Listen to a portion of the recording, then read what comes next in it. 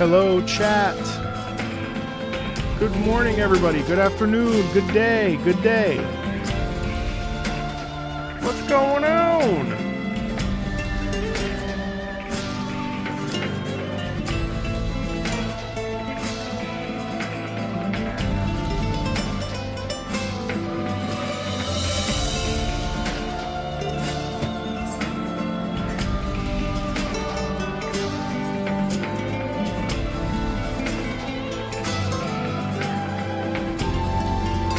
What's up?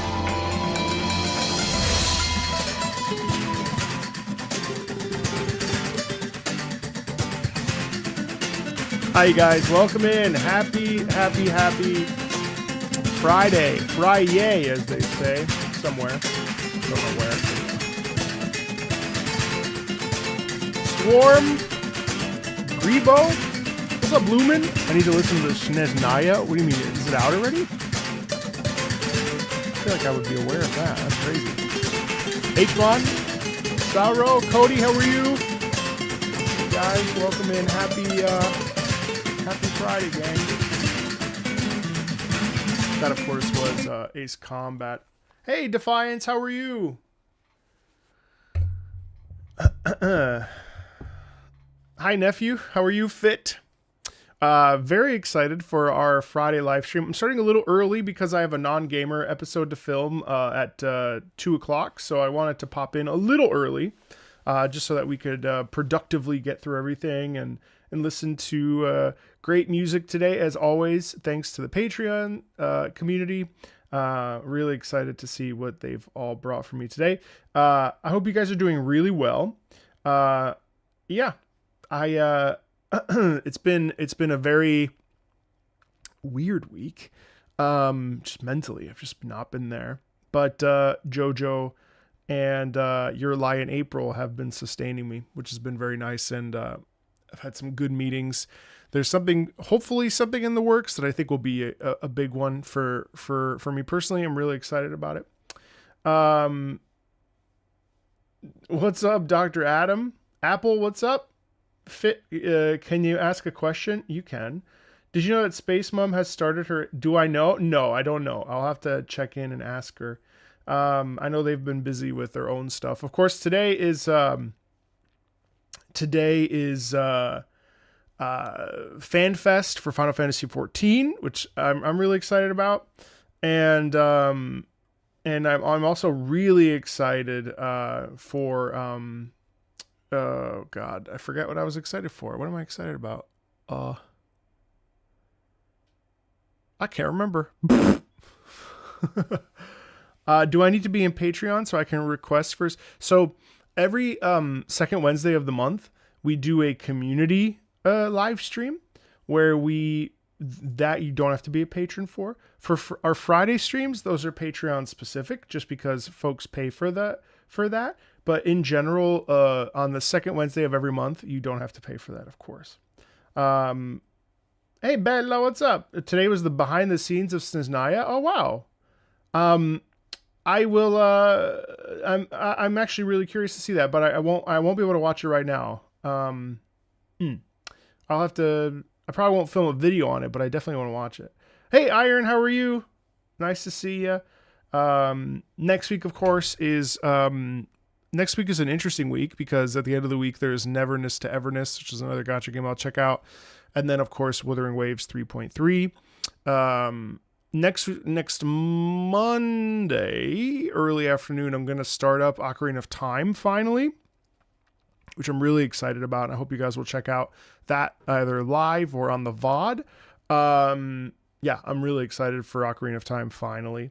There's a lot. Yeah, there's a lot that needs to get done. Congrats to Sandfall for 8 million copies sold. Wow, that's crazy numbers. Crazy numbers.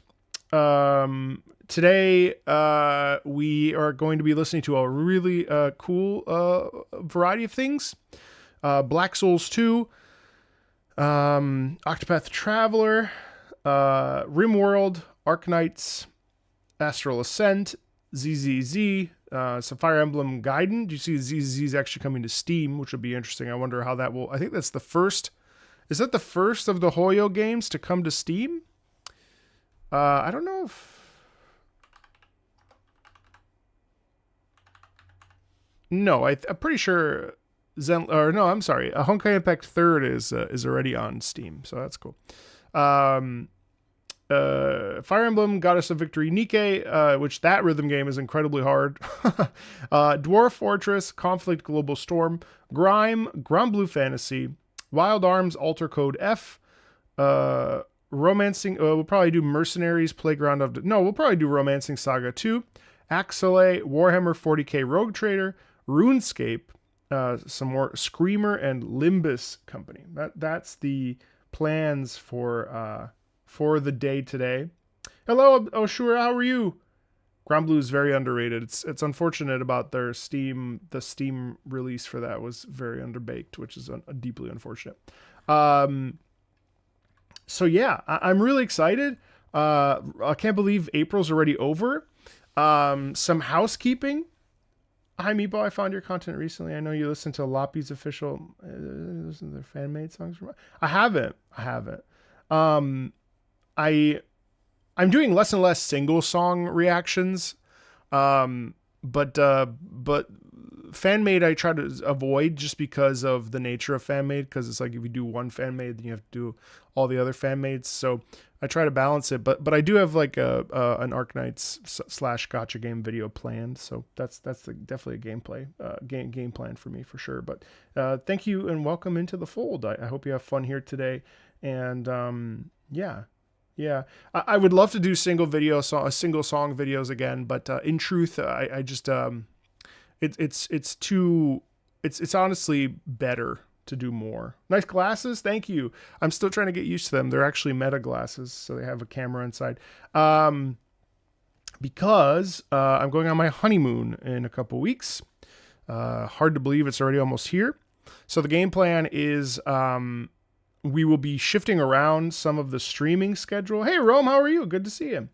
We'll be shifting around some of the stream schedules. They won't necessarily all be on Fridays because of the nature of this trip. So I will be gone for 2 weeks. So we'll have to do some catching up once I get back in June.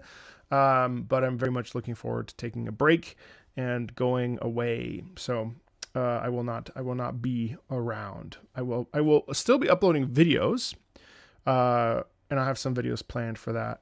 But yeah, I also have a really fun video essay planned that's all about solitude and the joy of the joy and the pain of solitude. And that's going to be really fun, really shifting into, hopefully people really take to these video essays. We're going to start threading the line between like gamer Marco and musician Marco. And I'm really excited about that. I feel like that's going to be a really fun path moving forward. And yeah, so I'm looking forward to that. I'm well. Thank you, Rome. Thank you, Hmon. Yeah. Hey, Ascator, how are you? What happened to the episode? Oh, you know what happened? We tried to upload episode 17 of Gurren Lagann, and we were getting destroyed by copyright. And so we kind of just scrapped episode 17 because of just the nature of it. We were having a really hard time. Bob could not get it to go, no matter how hard she tried, which was really annoying. So really annoying, frustrating. So I'm not sure if it'll keep up, but I am doing, I am trying to move at a pretty good pace with the anime uploads as well, music anime uploads. But yeah, I think for now, unfortunately, everything's going to be kind of locked behind the glass doors of Patreon for that. Thank you. We will enjoy our honeymoon. Are you planning to try NTE after having caught up with WUWA after your trip? So I will be playing NTE basically, I think on, Saturday morning next week, potentially. So because Friday, I want to save time for the WUWA update. No, the 30th. So whenever it is, it'll be like the next day or that weekend. I don't know. I have to figure the plan out. But you've been on some new meds lately. Excellent. And they've been giving you wacky dreams. Would you believe it if I said I dreamt you got Gordon Ramsay? Listen, that would be amazing. He's definitely not a person I've emailed. But I have emailed so many folks, and I need to circle back with all of them probably in July at this point. So I'm going to hold off a little bit. Good luck. Thank you, Cass. Yeah, I appreciate it. The Joy of Solitude. Yes, that will definitely be Minecraft. That makes me so sad because I was excited to watch your reaction to that. I know. We could also skip it. Where am I in JoJo? I am on episode 19. So Stroheim has just reappeared. Acadian, how are you? Bom dia! Bom dia to moja Brasiliano musicado. The beard is downright intimidating. You think so? I don't know. I feel like it's appropriate levels of intimidating. Yeah, so that's what's going on. I've been binging Xenoblade Chronicles slowly. I'm almost, I think I'm almost done, but honestly, I don't know. I'm 30 hours deep at this point. And hey, Reagan, how are you? And I have to say that Xenoblade Chronicles is probably at this point in my top 5 video games ever made in terms of its story. There's certain things I don't love about Xenoblade Chronicles, like just having to run around in a giant circle sometimes to go and pick up items. It's very MMO-ish in that way. It's like, okay, go here, turn this on. Now go across the way and turn that on. Not a fan of that, but I think that's just sort of the way that those games are. But the story makes up for it. It's super worth it, so I'm okay with that. Have I listened to any Deep Rock? You know what? I think like 3 pieces. Dang, it's Thickbeard. Any AC8 hype announcements? No. Definitive edition of 1. Hey, Finn, how are you? Grabo, I probably missed your message. I recall you mentioned that you have some questions about MIDI in one of your videos from a few months ago. Have you found anyone yet? No, but I need to find some time to just sit down and just like read about it because I feel like that'll be good. Bloomberg, have a great day to you. At the same time, running around in the world is a marvel. Yeah, it's the backtrack. Yeah, I know, I agree. The spaces in Xenoblade Chronicles are really something, but it's definitely, I love the sense of scale in it, but it's like, okay, I have to go all the way over here and click on the switch and then go all the way back here and click on this switch. And then I have to go through this. And especially in the back half, when you're in a certain area with a lot of mechons, you probably know which area I'm talking about. It's a bit like, okay, bro, I get it. Now, not bad for leveling up because I'm around level 64. I feel pretty good about where I am, and I'm playing on casual, so I'm not really stressed about it. But yeah. Am I excited about AC new? Of course I am. I know it's crazy that Xenoblade Chronicles was on 3DS. Oh, cool, Grabble. Yeah, I mean, that's something, yeah, for sure. You could potentially make a ticket with the mods on Discord, and, but for now, I'm all right, but that's definitely, I appreciate that. Yeah, thank you so much. I'm definitely excited about AC. Anything related to Ace Combat, I'm extremely excited about. What's up, Losco? Welcome in. First time seeing you with glasses. That's odd because I wear glasses in every video. Hey, Hydro. Okay, gang, I think we're ready to start as you guys come in.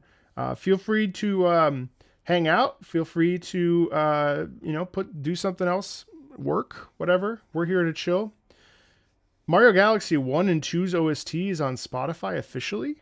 Is it really? Oh, Black Flag. Yes, extremely excited about Black Flag. I did cancel my pre-order for the collector's edition because I realized I don't care that much. But I'm really excited for Black Flag. I love.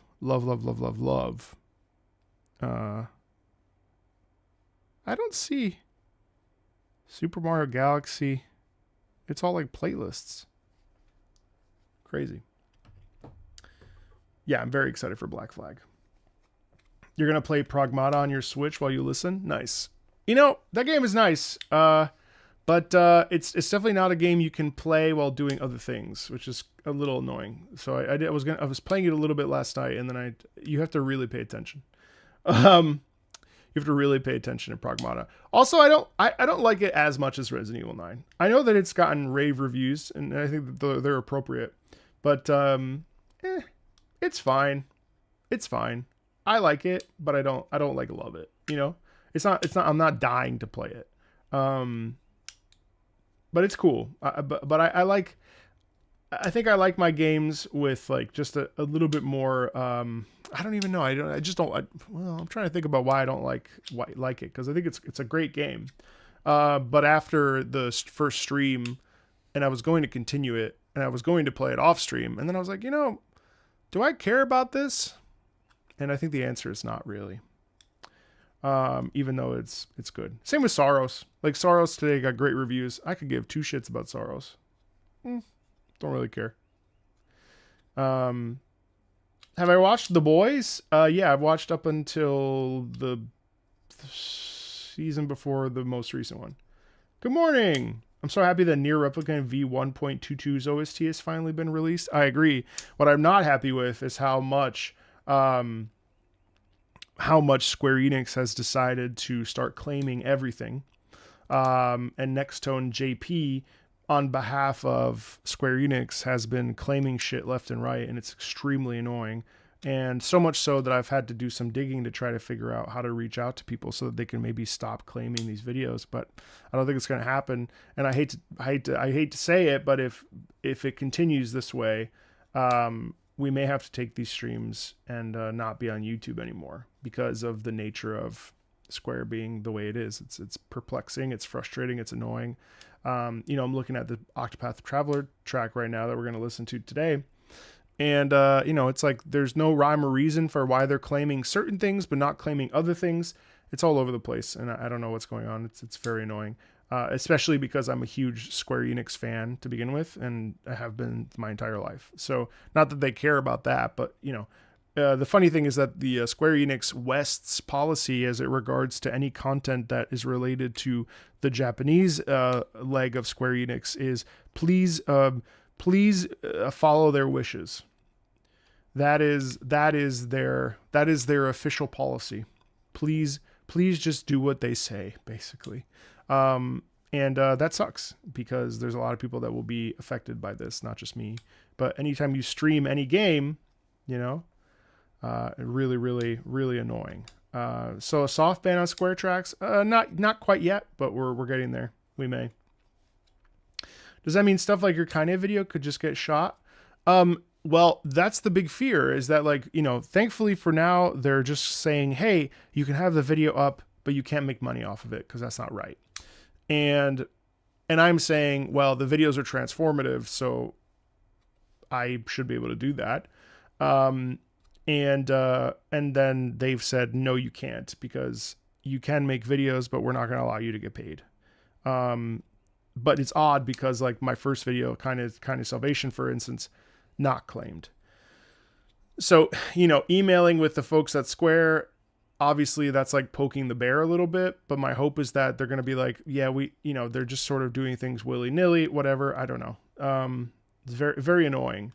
But basically anything that involves Square Enix at this point has the potential to be... Now this is the potential for every day. But there's sort of like an unwritten rule that you kind of just leave it alone, especially with video game music. Most claims that we see on video game music are false for the most part, besides Undertale.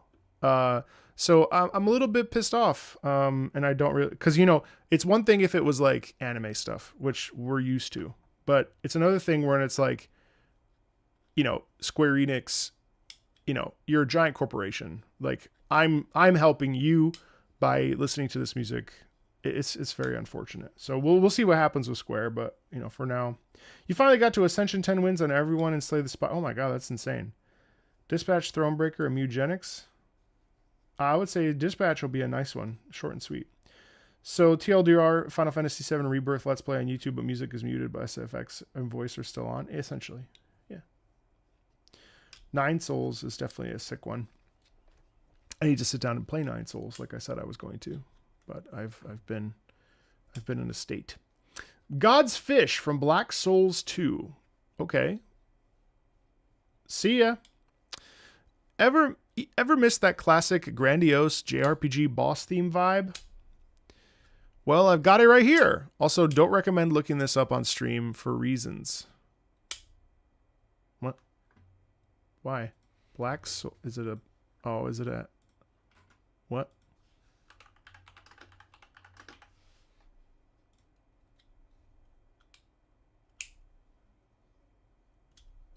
Wait, why?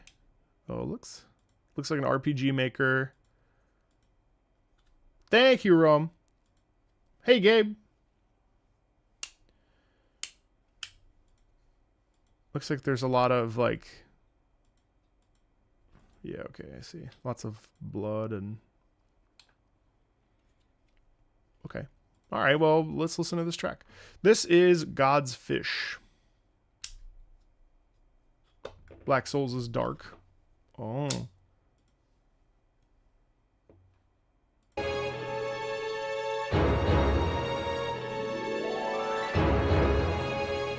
Classic sound right there. Dee, dee.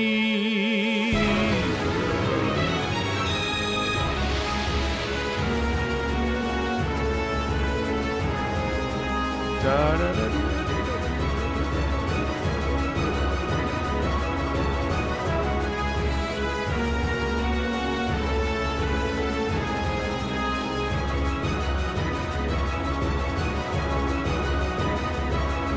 Yeah, an interesting balance there. You know, you got the fear and the tension in the strings, and then you go into the horn. It's cool because it borrows some of the similar tropes that we hear. Well, first of all, that's kind of a call and not a call and response, but it's more of like a conversation between the strings and the horns. It definitely starts with a very, you know, let me just rewind 36. Yeah, it definitely got the James Bond sound there for sure. Ba-dee-da-dee. And it's just dissonance, right? And what's fun about that actually is that's actual like tension basically at the end of the day. It's a 7-minute track, so I'm not gonna belabor too many things that I hear, but I will stop about 2 other things.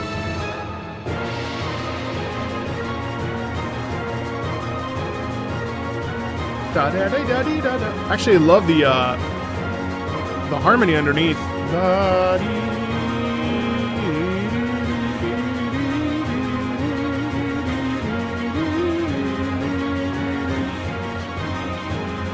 Love the bass section there.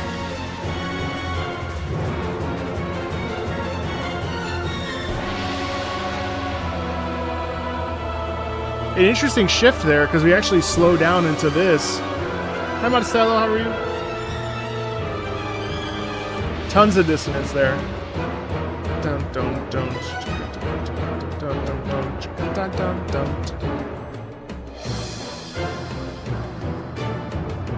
Bum, bum, bum, bum, bum, bum.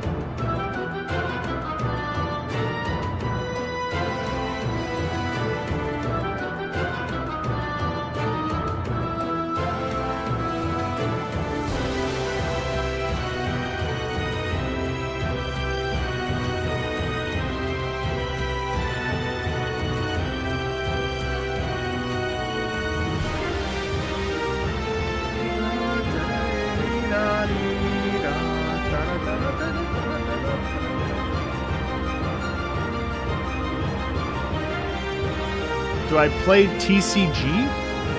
Plot? What's that?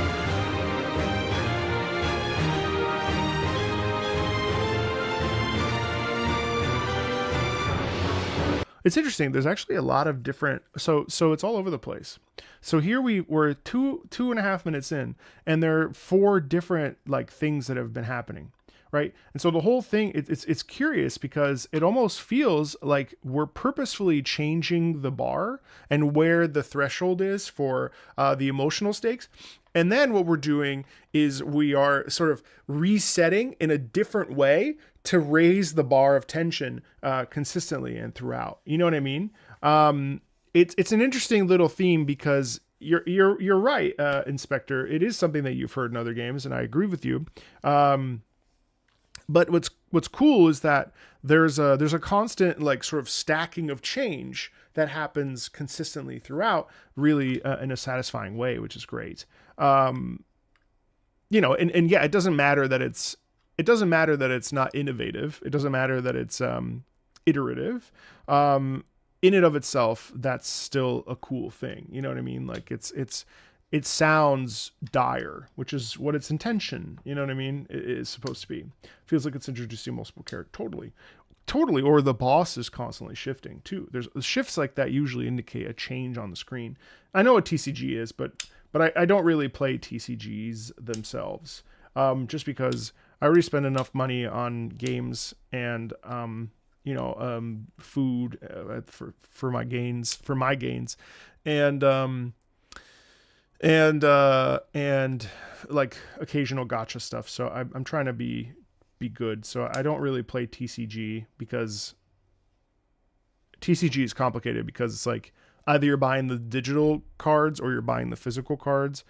I have a friend who's bought a ton of physical cards, and I just can't really, at least like in a gacha game, like it's a character I can play indefinitely, even if there is power creep. Whereas with TCG, like, I mean, the thrill, I would say the worst, no, I'd probably say the one thing that I do play is collecting physical media. Like, I didn't need to collect 17 different N64 games, and like over here I have like a 3DS. Like I didn't need to buy Pokemon Black and White 2, Ultra Sun, Fire Emblem Awakening, Dragon Quest Warriors. Like I didn't need to buy these, right? But something about going to eBay and finding these authentic cartridges just does something to my monkey brain. So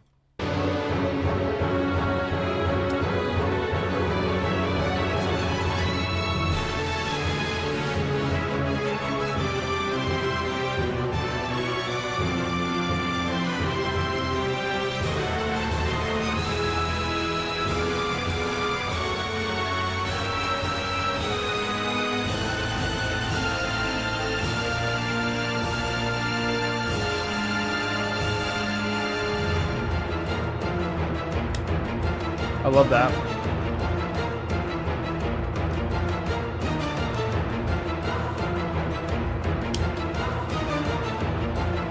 That's nice though, because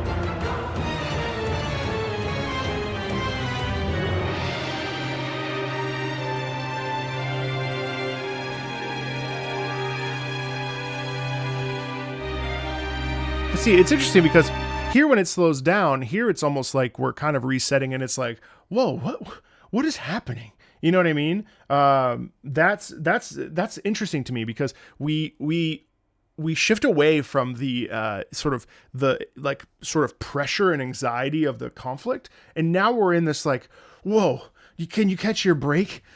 Can you catch your breath? Like, we need to take a break. What is happening? What is going on? And again, because we're constantly shifting, highs and lows, essentially, we are thrust into this nonstop momentum, which is really kind of an exciting thing. And again, this 3 minutes in, and we've had so many shifts. So I'm not going to talk too much. I'm going to let this thing play out, and then I'll talk at the end.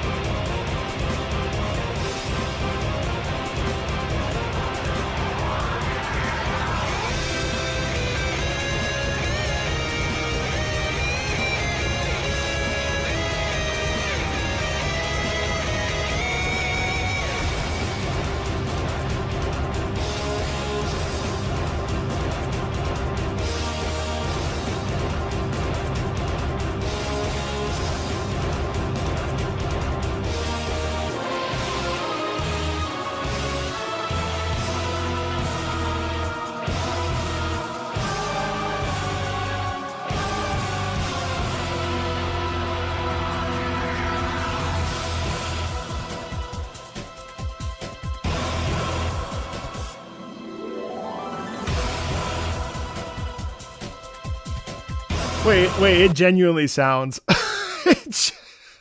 It genuinely sounds like GoldenEye. That is so funny. This is such a, it's not a negative, but it's a hodgepodge of different things that is so funny. And it works. It works really well, but I can't help but be like, holy shit. But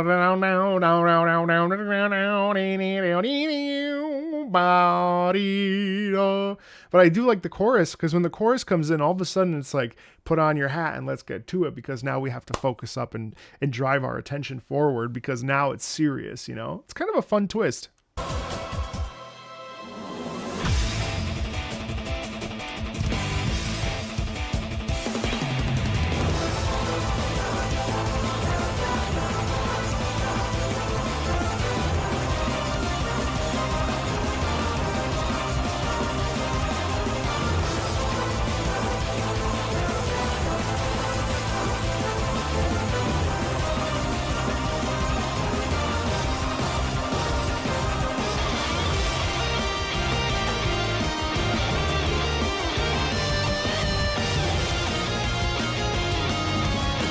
See, this is actually great.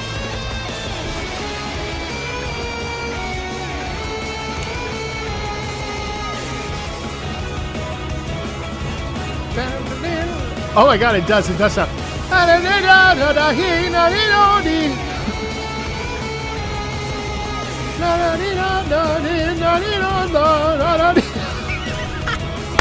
No!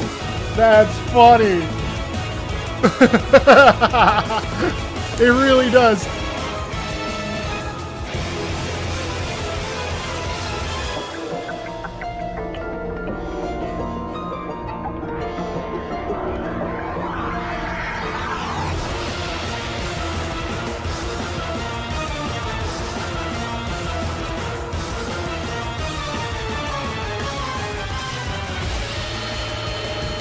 No, it's not a silver gunner, no.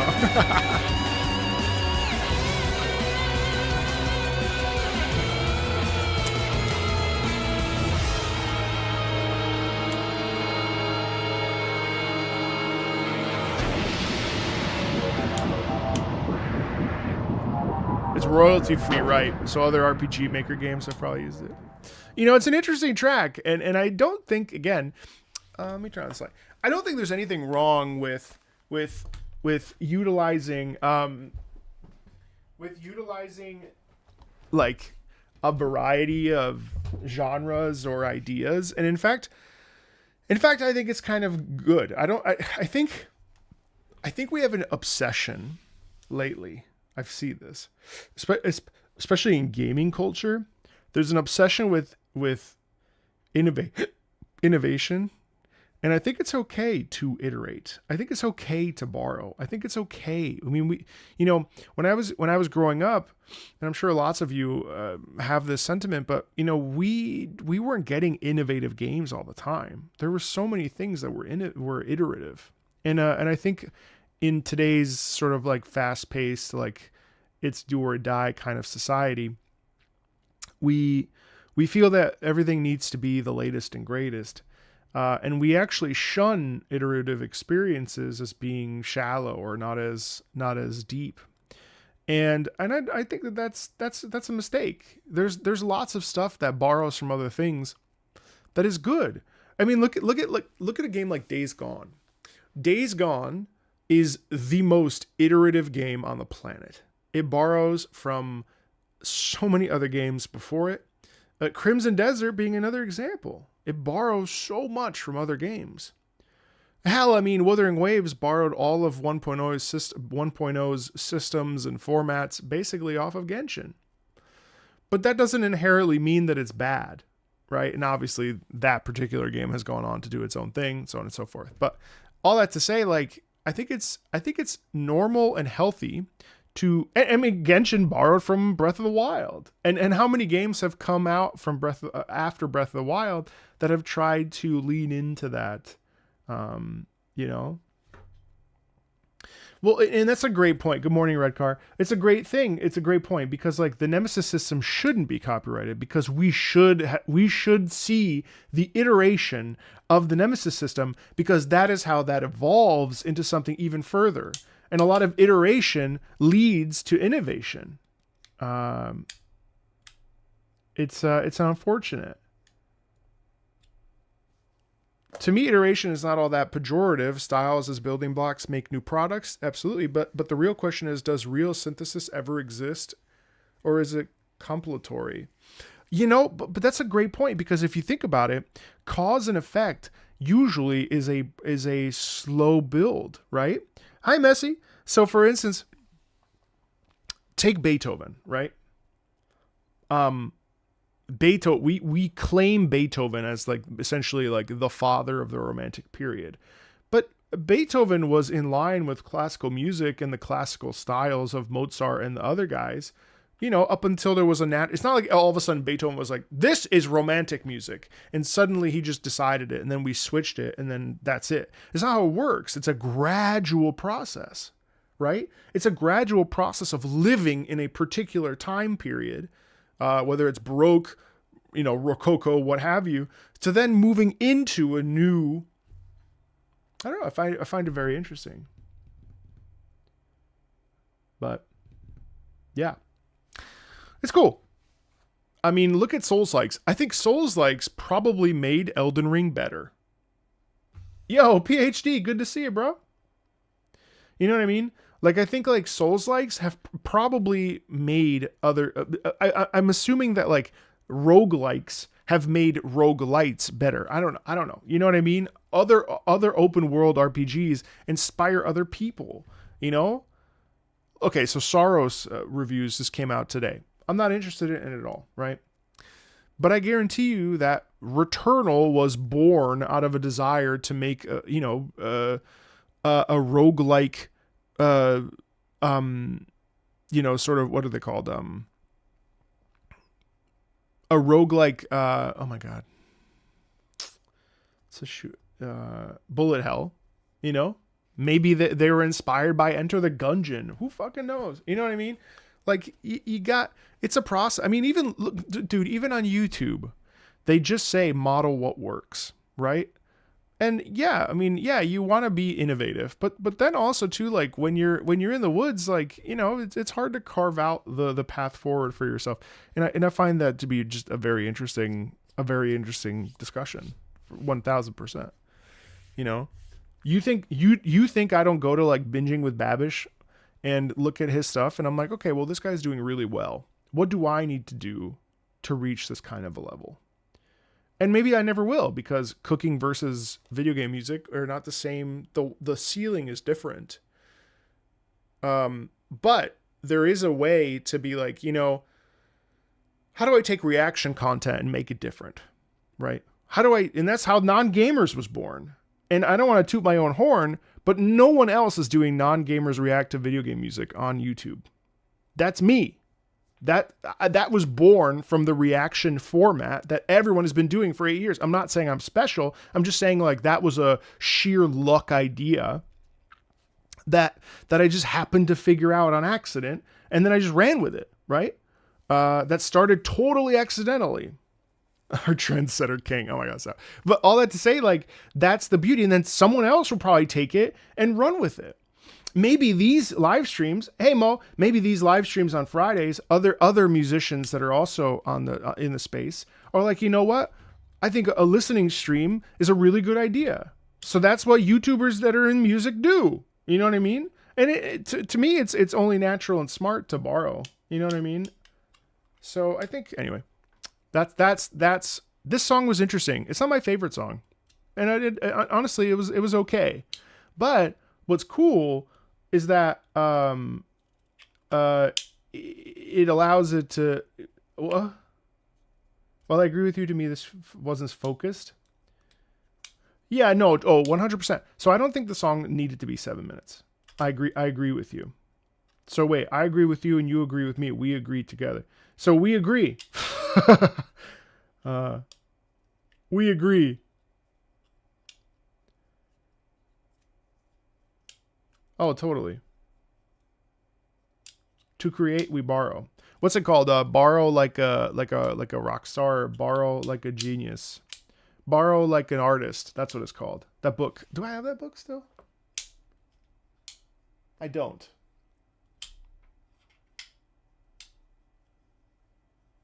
But yeah, I mean, it's a beautiful thing, you know. Now we disagree to agree. How are you, Ichika?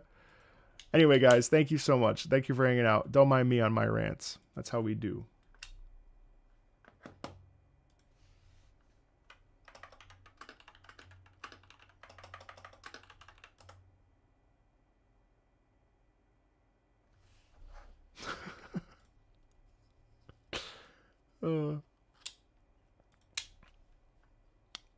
Yes, you mean no.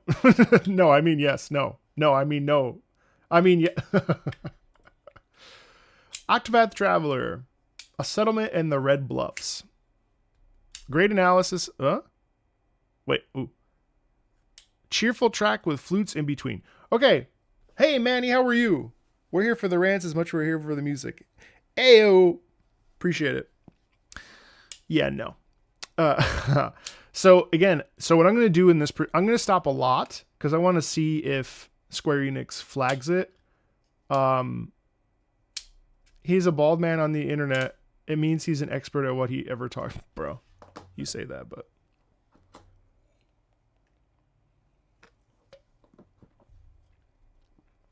Hi, Matthew. Oh, also, I don't want to pat myself on the back, but it officially is the end of my first 4 weeks going to the gym 4 times a week, and eating between 16 and 1800 calories. So I just wanted to say I'm very proud of myself. That is not something that I have ever committed to like this. I'm very, very, very proud of myself. I went from, 259 pounds, which is 117 kilo, down to, I had pho yesterday, so it's up like 2 pounds, but that's water and retention there from salt. But so I went down from 259, which was 117 kilo, down to 114 kilo, 114.7 kilo. So I'm feeling really, I'm definitely seeing it in my chest. I decided to go to the gym and start lifting too, which I could have waited and lost and did a hardcore cut, but I've decided to just like recomp as I'm doing it. But I'm very excited because I'm really, I have a goal to be down to 200 pounds, so 90 kg. But I'll probably end up stopping at 220, so about 99 kg. And my hope is to actually look like Kratos. Because I don't. The reason why I've never really worked out really hard is because I didn't want it to affect my vocal cords, but I didn't care. I don't really care about that anymore. So I'm hoping to just get totally shredded before 40. So I have 2 years. I finally saw who Vsauce is, by the way. So now I know what Vsauce. I know who Vsauce looks. Yeah, we do look alike, actually. Well, I either want to look like Kratos or Jonathan Joestar. Both are the reason why I want to do it. Thank you, Chipmunk. Welcome back.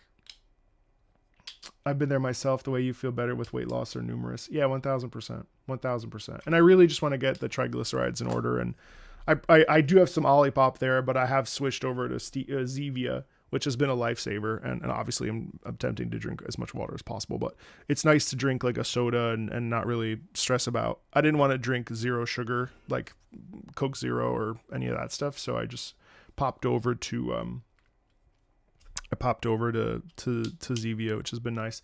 And I've also, my diet has been consistently tofu, a lot of tofu actually, because it's easy. I don't even heat it up. Tofu, huge salads. I've actually, Greek yogurt with balsamic vinegar actually is a delicious dressing. And it's high in protein, so it's a fun to mix that in there and get basically like a Caesar salad, but without all the shit. I'm also lactose intolerant, so that doesn't help. And then lots of chicken, of course, and honestly, that's it. I need to up my fish intake for the omega-3s. So just boiled tofu? Not even. I go for guru diabetes. Yeah, and I saw my numbers were pre-diabetic, which really freaked me out. So I totally get it. Avoid carbs. Yeah, I have limited carbs. If I have carbs, it'll be like a rice cake and some brown rice, like twice a week. I do have froyo every week, at least once a week, though, I have to say. I can't. I feel. I almost got froyo twice this week, but you gotta have froyo at least once a week. But I opted out. I swapped out the Oreos and the honey walnuts with like a shit ton of fruit and some coconut slices, and that's. But I got a couple weeks before the honeymoon, and I'll be walking a lot, obviously, because we're going to Europe, and so naturally there's a little more walking involved. But I want to get down to my goal for before the honeymoon. So I have like 4 weeks just to get down to 249, which is 112 kg. I think I'm gonna get there, and yeah, I'm looking forward to that, because then I gotta come back for my follow up with my doctor before he puts me on a statin. So I need to make sure that I get down to. My goal before July is to get down to 111 kg, so 245. I say all this just because I feel like it's important to talk about this stuff, and I feel like guys probably don't talk about it enough. But health is wealth, and when I saw my triglyceride numbers and my cholesterol numbers, and they couldn't even read my good cholesterol because it was so my bad cholesterol was so high that they couldn't even read it, which has happened before, but being a 38-year-old definitely freaked me out quite a bit. So, hi Marco, first time chatter. I started a weight loss muscle building journey myself, similar weight goals, but not as much Kratos envy. Hey, good for you, Light. That's awesome. Welcome in. That is truly a majestic beard. Thanks, Ninja. I appreciate it. That's all you have to add. That's all good. I did some research into gout, and surprisingly enough, gout and diabetes are closely related. Yeah, 1000%. Farisha asked a question about, hey, Marco, I wanted to suggest some raid songs from Glum. Ooh, the website. I want your input about the specific songs. Is there a way to send you songs or just recommend them? So on Fridays, and I feel like this is fair, but on Fridays, we have our Patreon live stream where folks pay to have these live streams where we sit down and listen to music. Usually I gab for a while, and it's a really nice, chill, very fun time. That's the best way to get songs to be sung or listened to.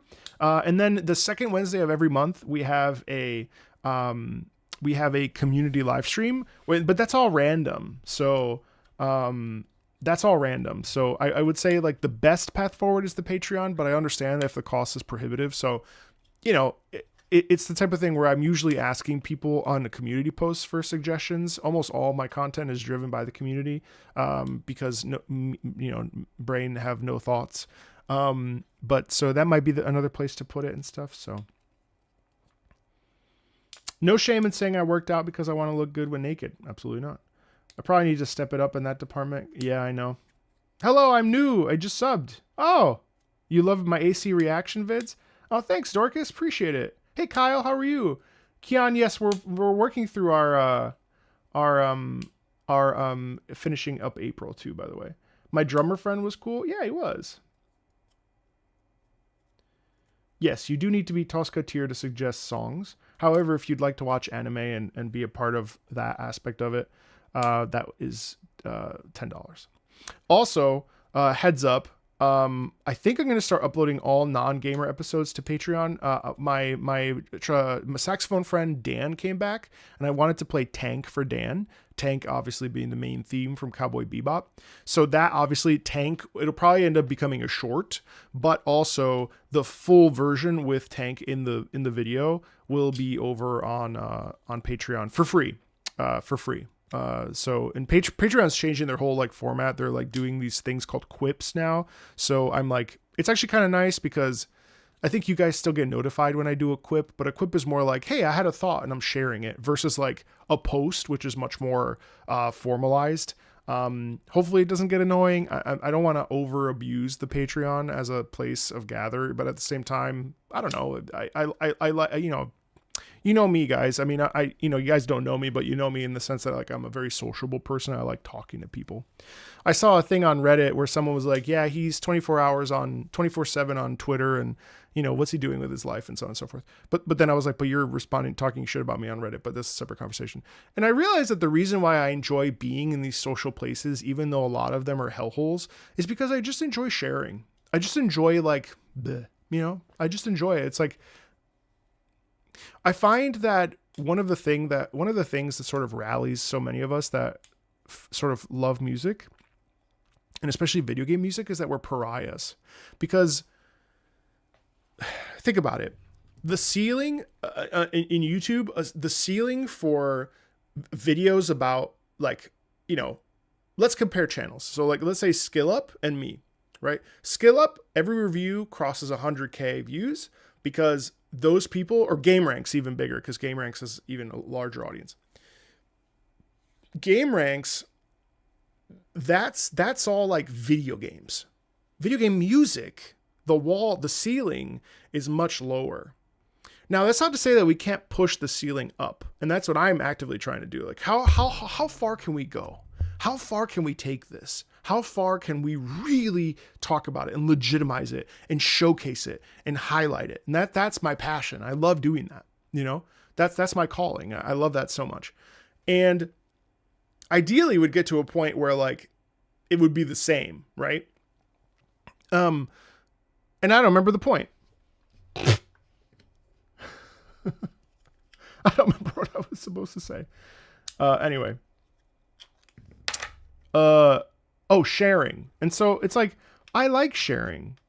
I like sharing stuff. You know, it's important. It's important. It's important to share. So anyway, let's keep going. So Octopath Traveler 2, let's see if Square Enix copyright claims this. I will be talking a lot during this.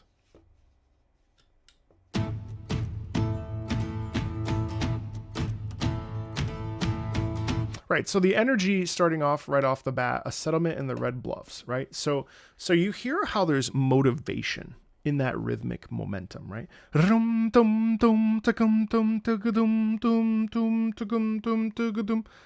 on one second. I didn't turn it on. You just have to do exclamation point song list. So you want that is momentum. Right?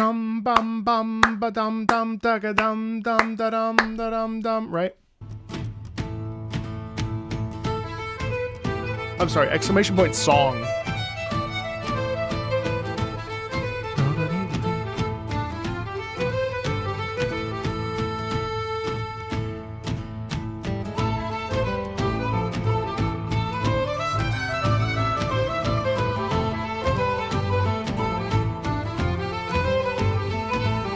So that's cool. That's amazing. So yes, the folk vibe for sure. But then also too, don't you notice how there's a little bit of danger laden within it? Right in here when it comes in. Now we're actually shifting, and now we're more into a quality of like a doing, an action. You know, there's it's amazing how again when we're talking about video game music, what are we talking about? We're talking about emotion through action, right? Emotion through song, and the video game music aids the gameplay and the story experience by convincing us to be paying attention, right? There's a little bit of danger in that, but there's also this sense of excitement and energy and an enthusiasm, right? So listen. So the reason why we get danger is actually, if you listen for the bass line, the bass line is descending. Da dee da da dee da dee da da dum da dee da dee da dee da dee da dee da. See, yeah, it's like that harmony bit down there, and then we sustain the folk song, and then we have percussion.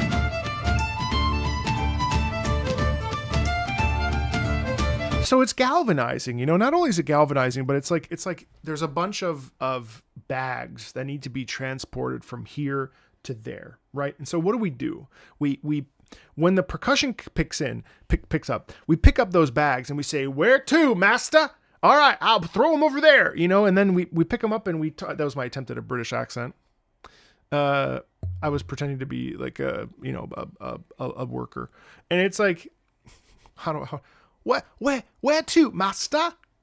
All right, I've got my bag, you know, where to, master?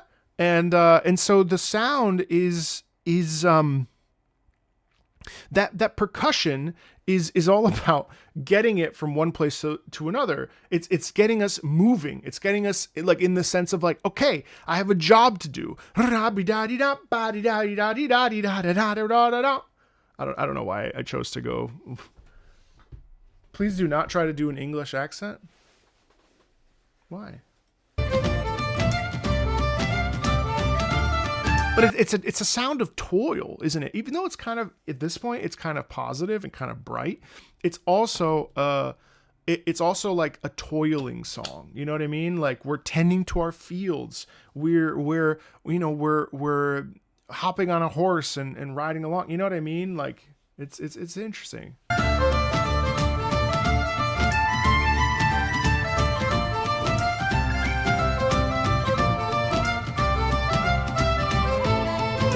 Oops. Well, I meant it to be British.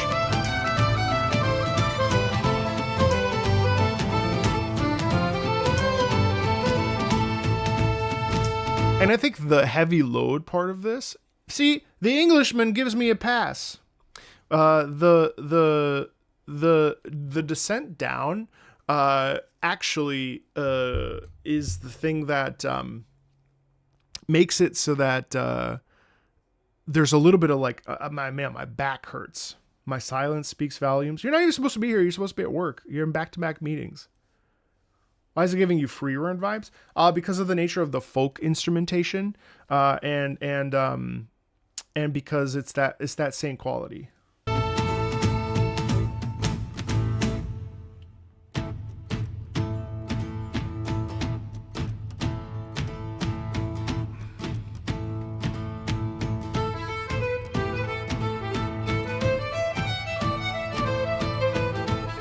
But it was also a group of musicians like sitting around and really, you know, contemplating existence and like, oh, we've worked hard and we're tending to things and we are, you know, so on and so forth. Like there's a quality in that of like a quiet enthusiasm potentially.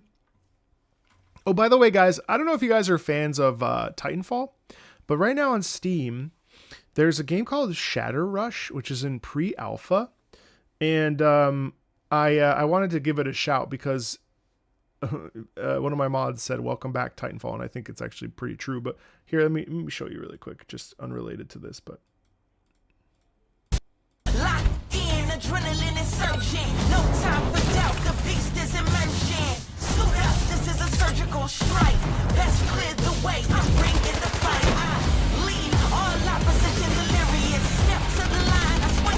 Wait, it might actually be just Titanfall, but not.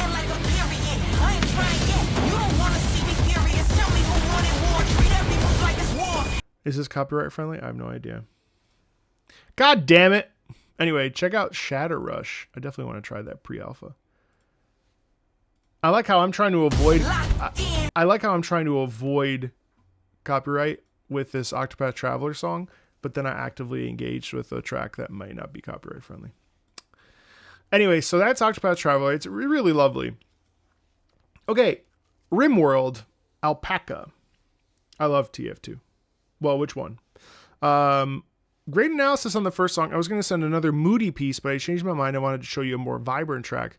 RimWorld is brutal, but sometimes the colony succeeds and life is good. So I hope you enjoy. And this is Alpaca from Drakengard 2 version of Growing Wings. Are you just saying that? Or, yes, I agree. Great song. Wait, are you saying? What are you saying? Today. So today is for everyone can be here, but they're specifically for patrons today. Unless you're just saying Drakengard 2 version of Growing Wings is great, because I agree. All right, Alpaca.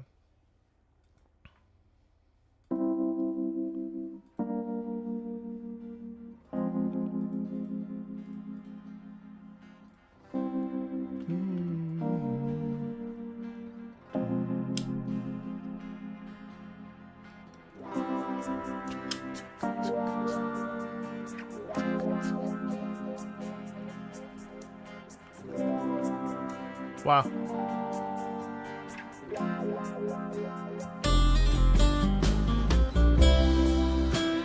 Wow.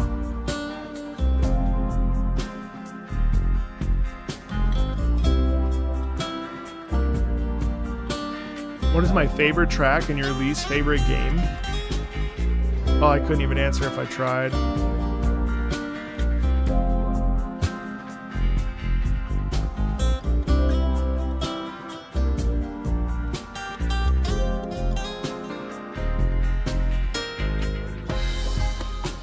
Wow.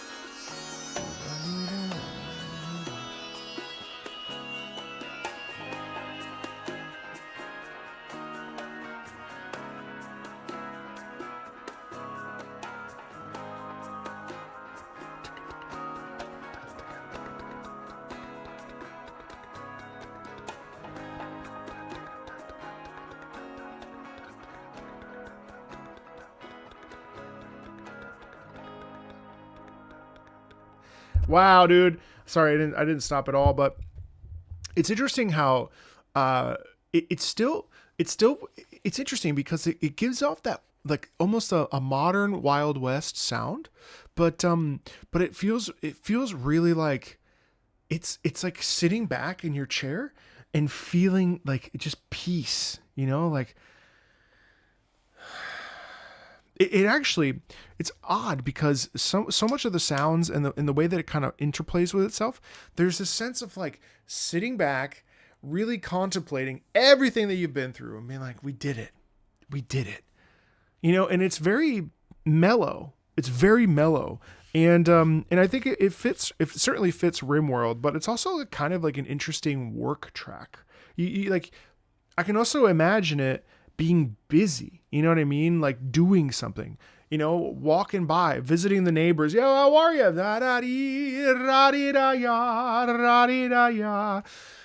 Oh man, look at this. The sun is out. Life is good, you know? It's really, really lovely. Damn, I want to listen to more RimWorld soundtrack. That's nice. I like that. I like that a lot. I don't think I would show that to like a non-gamer, but I appreciated that it was chill. Like I would put that on a my like a personal playlist, like while I'm doing work or something. Which unfortunately I so rarely I so rarely get to listen to music while doing work. Yeah,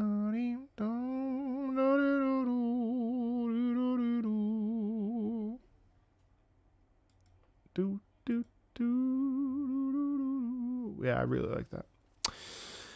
Ooh, very emotional, orchestral, and Russian. Sure, Under the Ice. This must be something to do with...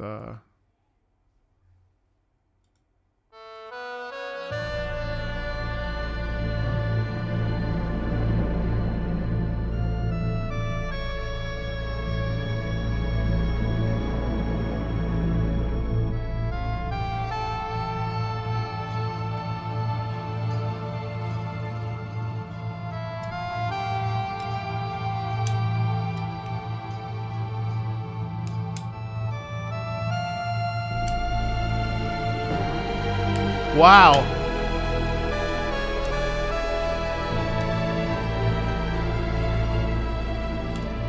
So the distortion is really interesting to me because the distortion, it feels like so it's called Under the Ice, and it literally feels like it's like it's frozen under, and it's like let me out, but the weight of it is super somber and sad.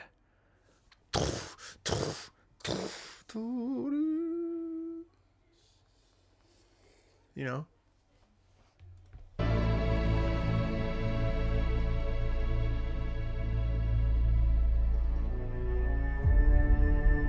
Wow.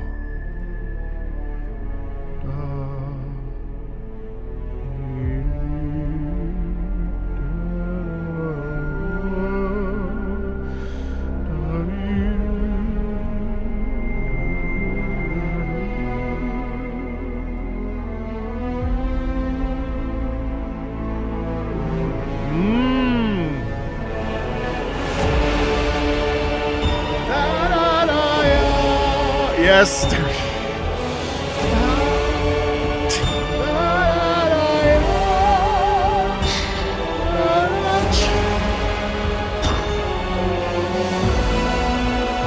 Crazy, how are you?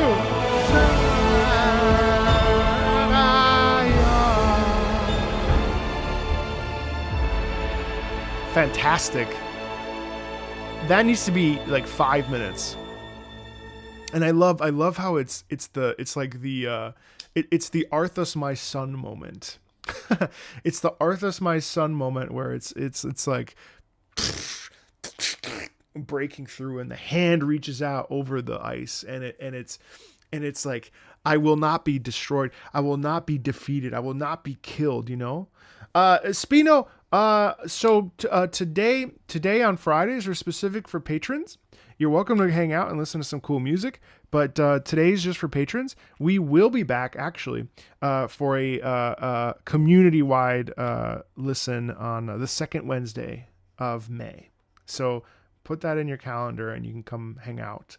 The second Wednesday of May, we will do our community live stream, which I think in reality I probably need to do more. But I never want to overcommit, because if I overcommit, then I get caught up, and so I need to figure that out. But yeah, so unfortunately today is just patrons, but every Friday is just patrons. But you're welcome to stay and hang out if you want. Otherwise, yeah, we'll see you later. Yeah, the Indomitable Spirit. Do I have a list? Yes, it's I believe it's just song list, isn't it, Mods or Kramen or whoever? Hey, Vank, Happy. It's song list. Yeah, there you go. This is all the songs that I've heard from the patrons. But you're welcome to suggest other songs or the same songs. I love listening to the same music because I forget it all the time. You have to edit the Twitch. You love the randomness of these streams? How so? Randomness? You mean like what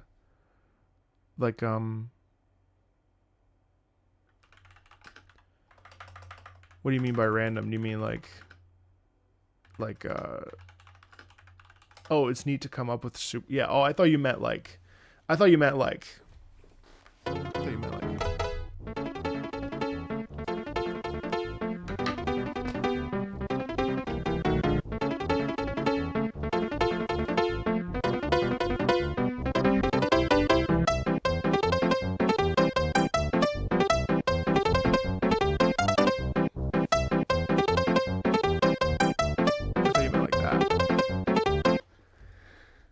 thought when you said random, I thought you meant like, my bad. Click it and ship it. Fuck.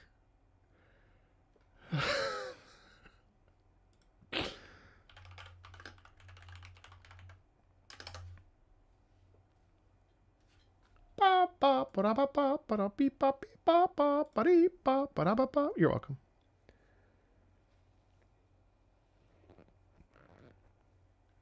The randomness is how much your hair have on any given day. Oh, the randomness is how much hair you have. Whether it's on your head or facial. Wait, oh. Bro. Careful with those words, buddy. Astral Ascent. Astral Ascent is heavily anime.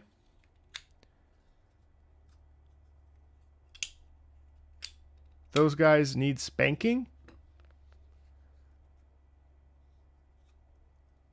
Have you ever had a chance to hear music from SNK? No, I have not. The track list is definitely random. Astral Ascent is heavily anime-inspired roguelike action side-scroller where you guide your hero escaping a I've actually played it. Guarded by many foes and 12 wardens represented by the zodiac signs. This track plays in the peaceful hub world that the player resides in between escape attempts. Yes, absolutely. Really good, really nice game that I recommend you guys check out. Really nice game.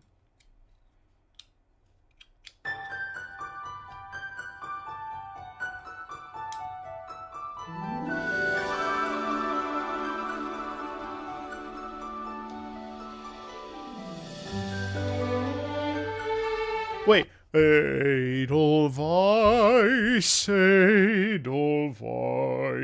bless my homeland forever. Blossom of snow, may you bloom and grow forever. Strong and wise, Edel. Oh, I have heard I have heard Arashi no saxophone. That's right. Have I reacted to any anime songs? Well, if you check out youtube.com/@MarcoWeeball, I have reacted to, first of all, check the only those that get it will get it.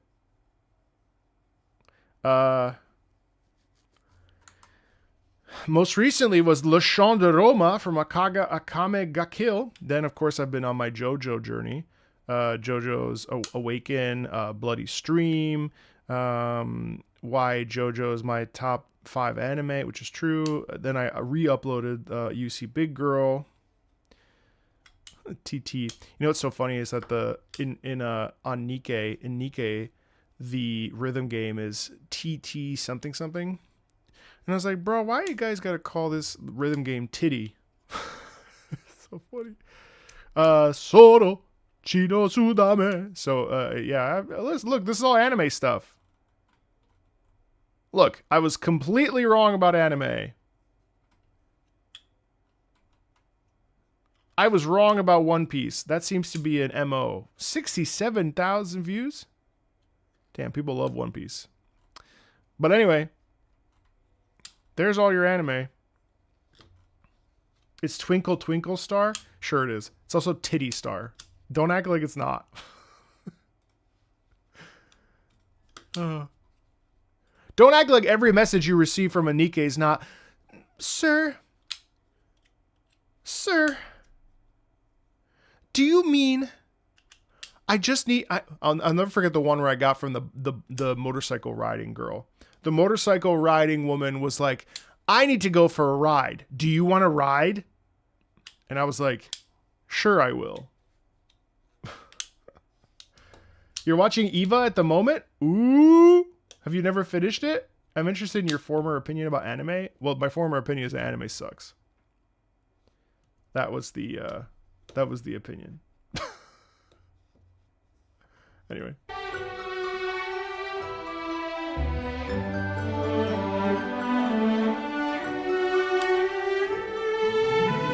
I swear every time I tune into your stream, you look even balder. How is that possible? I shave my head every third day. Hi, Tara. Hey, Yarnum. Gundam Unicorn. I need to watch Unicorn. You're in for a trip if you're watching Eva for the first time. It was life-changing. Look at this.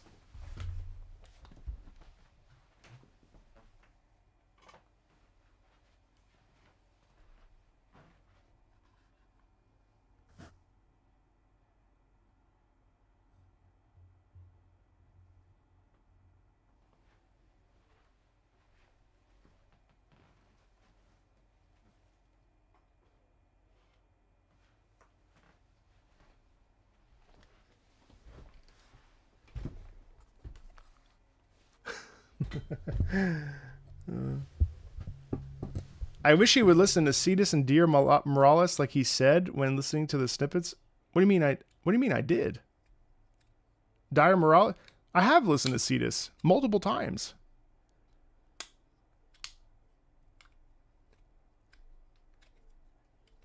And I've shared it with other people. Have you been not watching the Non-Gamer React series? I've showed Cetus to like 18... Here. We'll get back to Astral Ascent. Literally. Oh god, FanFest is starting. Stream is over. Just kidding. Seriously, non-gamer, Marco me. Right here. Sir. Literally. We listen to Cetus. You know what's even cooler is that it's not just with me, it's with somebody else. Here you go. Now, Dire Morales? Sure, I have not listened to that. That's fair. Happy FF14 trailer teaser day. Oh, it's not the full release. It doesn't happen until... Hey, Biden, what's up, man? I know, I'm excited.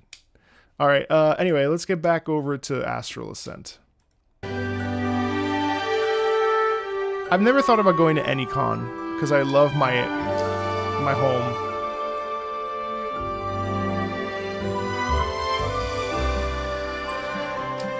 But I should probably go to a con at some point.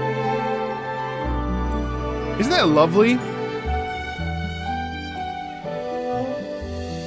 And it's amazing how basically what this is doing is that we are just sort of naturally resetting. And so each time we are expanding on the feeling of homeliness and the feeling of being at home and the feeling of love and the feeling of like safety, right? And we do that with big strings and there's a lot of like sort of that like natural wave momentum, you know?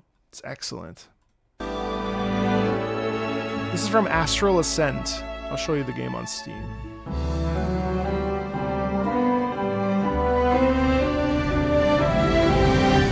Right? You see how it kind of swells into itself? Oh, hello,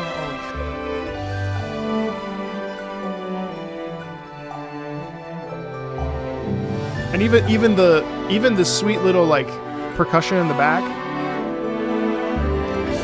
It's like riding a horse, right?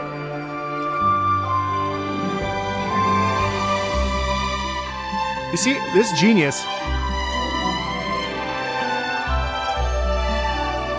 And the twirling birds and stuff. It's a really fun game. Actually, I should go back to it. And listen to how messy the strings are. See, that naturally has this terrific feeling of richness, of texture, of momentum, of beauty, of right? Like that all that sliding and messiness, that's all there to show like it's beauty, it's grace, it's love, it's admiration, it's a feeling of release. That's legato, baby.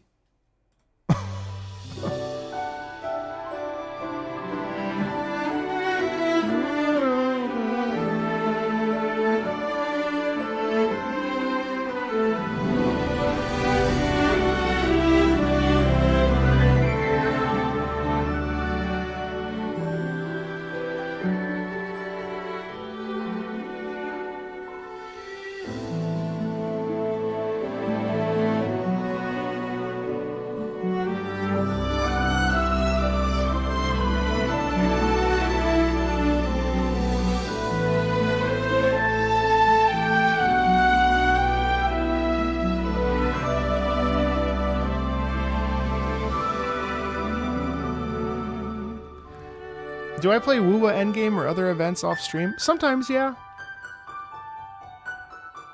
Sorry for asking now. Don't be sorry, be better. Just kidding. There is Monolith, yeah. I say that to my wife all the time as a joke, obviously. Don't be sorry, be better.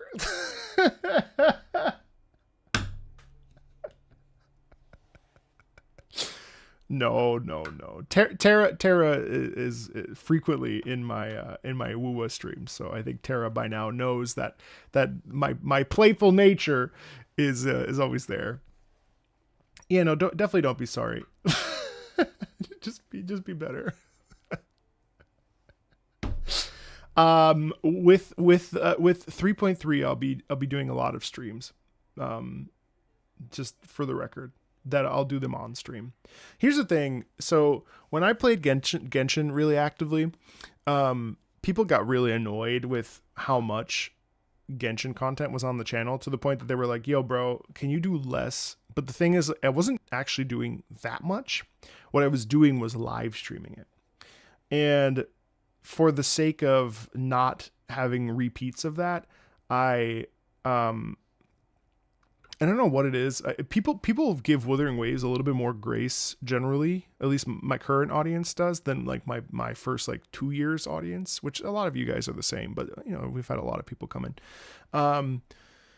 I find that people are more tolerant of the Wuthering Waves stuff, and I don't get as many comments as like, can you not? And I don't know why that is. It could also be that I purposefully sort of try to balance out, like, because I stream a lot of different games now, I'd say. But I guess at the time I was streaming Genshin quite a bit, basically daily or every other day. So I could see why people were like, hey bro, can you like keep it?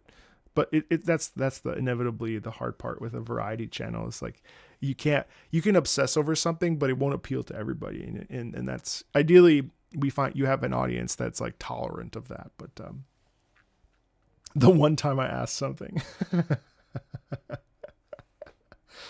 oh, that's so funny.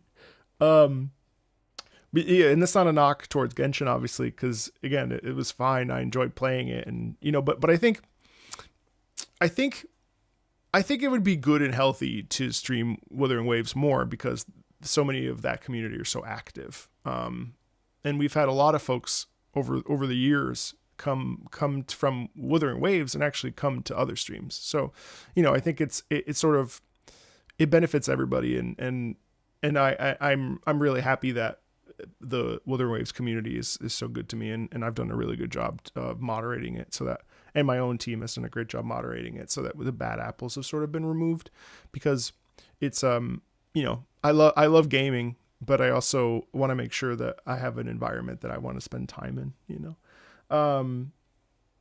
But that's the other thing. And I was actually thinking about this today. So I'm 30 hours into Xenoblade Chronicles, and I think I'm nearing I'm certainly in the back half of it. And I was thinking about story pacing in live service games. I mean, why Xenoblade, despite being like a pretty sizable story with lots of twists and turns, why it's so digestible. And I just think it's focused, because it's a very, you know, a singular package. And one of the things that I find kind of interesting about these live service games, whether it's an MMO, which I know a lot of you play MMOs and play gacha games and play a variety of things, like I think like Warframe is another example where Warframe is really focused. The updates are short, unless they're big, of course, but in general, the updates are really short. They're very focused, and then that's it. And that's the content you get. And then of course you get the grind content, right? And I think that really works. Whereas like, I find that with gacha games, having experienced enough of them at this point to know, it's like every patch, you're not necessarily certain what you're going to get.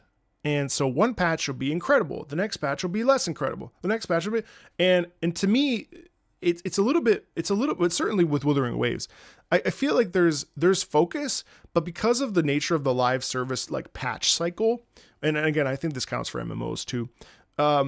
It tends to be a little lopsided.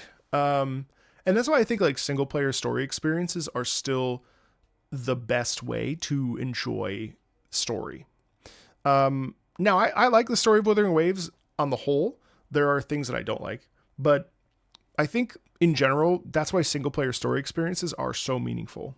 Yeah. Have I heard about the AC6? What? They've been working on a recon project? I did not know that. Life is like a gotcha patch.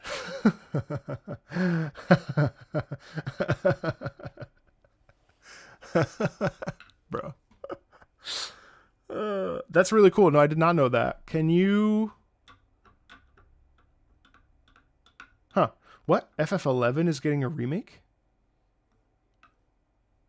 Wait, FF9? That's not official. I see. Gacha games prioritize monetary gains over story. It leads to story being cut or constrained.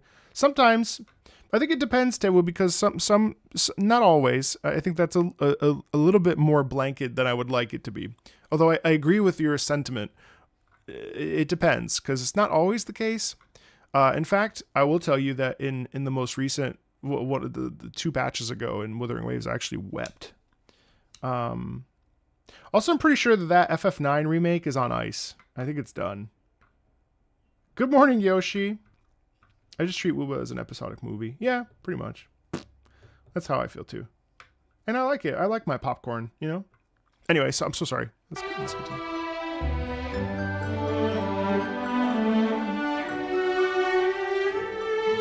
Wait, is Tara still in here? I hope Tara knows I was joking. Tara Blitz? Paging Tara Blitz.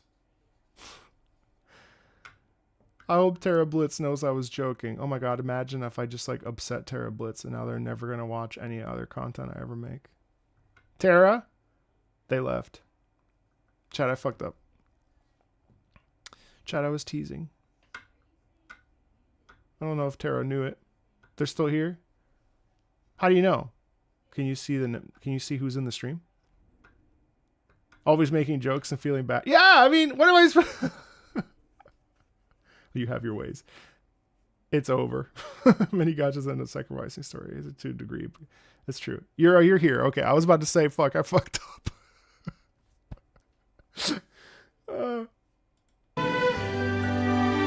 I did feel terrible, yeah.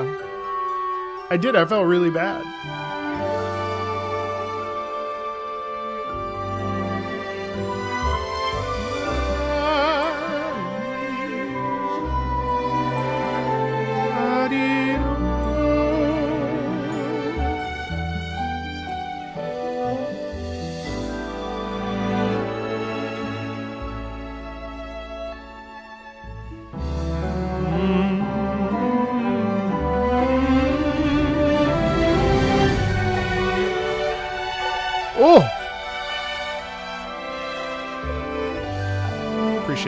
Appreciate it.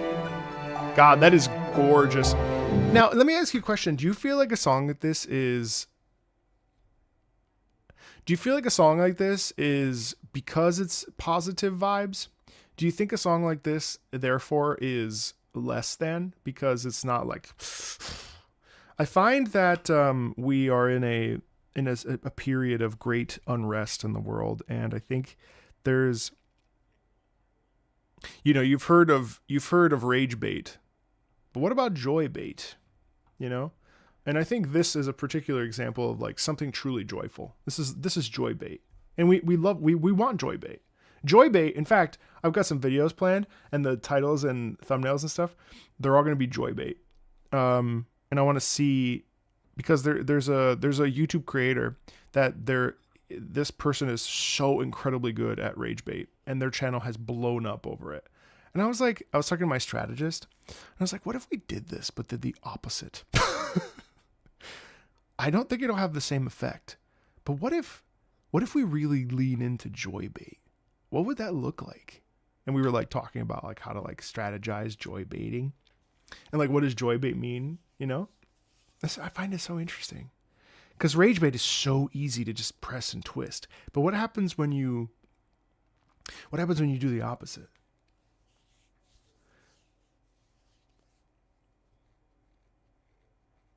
I wonder if Chad, do you go with me here? This song is making me think a lot. So thank you, Siren. I haven't exactly analyzed the song, but I've been analyzing life because of it. Do you think that there's like a collective consciousness? And so like if one person feels happiness, do we think that we can radiate that happiness, and that therefore that vibrance, that vibration can give someone else vibrancy, and then that person can spread vibrancy? And so you raise the vibration of this. I'm sorry, bear with me, but like we're talking about music. Do you feel like there's like a, you think about that? I don't know. My buddy was talking to me about this. If only it was that. I know. Nah, but empathy can be picked up on a mood. Yeah. But like, so you're talking about Luffy, and Luffy is absolutely the embodiment of optimism and possibility, right? But like,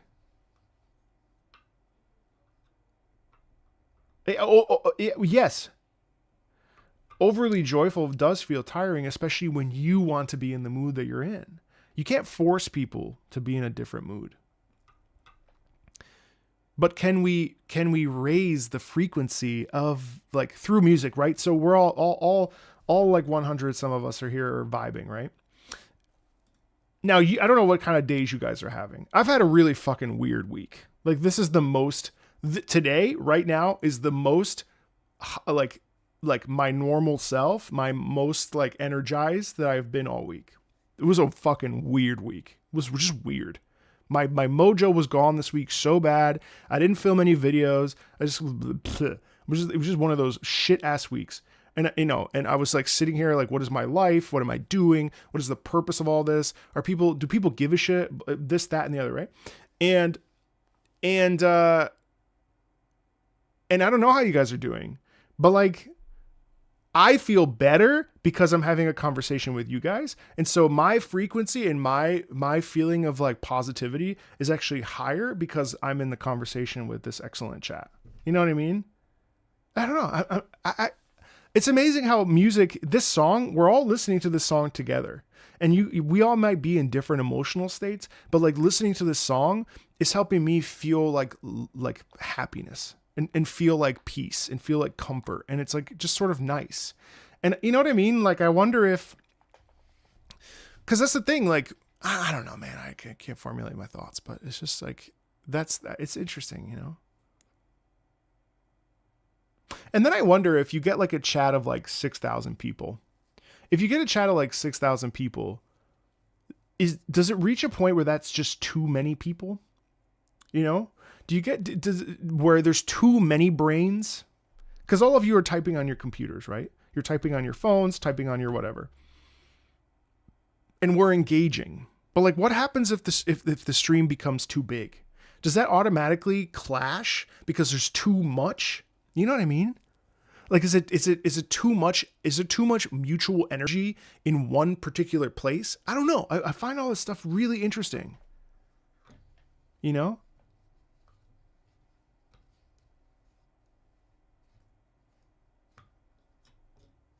And yeah, but then is emote spam then is emote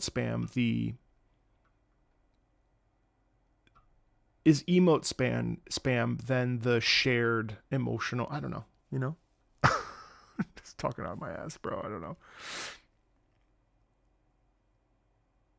Hey, what's up, Chengi?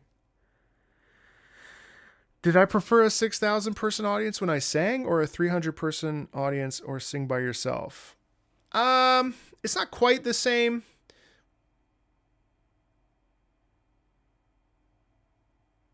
I think if you were to be like, yo, Marco, you have to go on stage today and do like a meet and greet with 6,000 people. Well, I suppose if it was 6,000 people that I knew really liked me, I would probably be okay. But if it was like, you don't know who's in the audience, it's like 6,000 people, you have to sit there for like an hour, and I don't know. Like, I think it was it's impressive to sing for 6,000 people, but it is extremely overwhelming. But it's not comparable because my anxiety was so bad that it didn't matter whether I had 30 or 100. I always felt like shit. Emotional spam equals emotional expression. Yeah.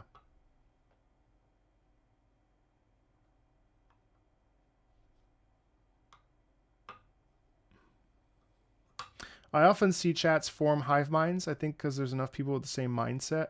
Well, right. And you would ideally be like, whoop, you know? Does it really make much of a difference if it's for performances? Yeah, I think so. I think for performances it does. So it's interesting. Check this. When I was Sing, we used to do these concerts. It didn't matter. It didn't matter whether it was 10 people. You miss your Woowa stream when you're mostly your community. I think mostly they still are Ichika. It just depends on the patch. But we do a pretty good job of clearing the chat. And then you'll notice that usually the people that stay at the end of the stream, like the 300-400 people, I would say that those are my Woowa community for sure. The people that we really have like really want to be there, and we've really curated them for sure. But you know, it didn't matter. It didn't matter how many people were in watching. It was always scary. Whether it was like 15 people, we used to do nursing home gigs. It was still stressful. But also, like, I'm mentally ill. So, I mean, like, to be fair, like, you'd have to ask someone who's, like, doesn't have isn't so neurodivergent like me, between my OCD and my ADHD. And, you know, that it didn't seem to matter. It didn't matter whether it was 10 people or 50. The thing that's different is that when it's 1,000 people, it kind of blurs together. It's irrelevant. It doesn't really matter how many people are there, you know? But I remember when we do, like, final room runs. Final room runs were always so scary because it was like, okay, we just blocked the whole thing. Here we go. And then you'd get up there and it was so scary. It was always just so scary. And there'd be like, you know, this like always be donors that are giving money to the opera house. They'd all be sitting in the back. And I was like, oh, honestly, I'd rather talk to people on the internet, but I'm super comfortable here. I would much rather do what I'm doing right now. If you were like, Marco, you have to meet everybody here right now, in person, in one place. Could I do it? I'm not sure. The last time I did a live performance, it was when I gave my speech at Game SoundCon about the power of video game music to the composers. And I was stressed. And I don't like that. I don't like feeling like I'm a different person. This is my most relaxed, this is my most comfortable. And I understand that we should push past we should push past our boundaries and do things that make us uncomfortable. But I already did that for like 14 years. So I often push against, like, I'm in a season of no. And that sometimes feels weird because I used to have to be in a season of yes, you know? Like, I could have gone to the Streamer Awards and done that live with Iron Mouse. And I was like, why? When I can do it virtually, I'm good. You know, and maybe that's bad because you miss out on certain things, but I just love how fluid this is.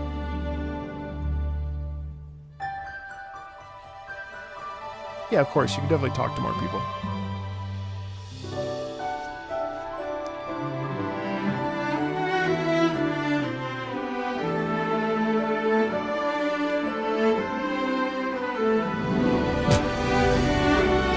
Bro, don't do streams drunk, bro.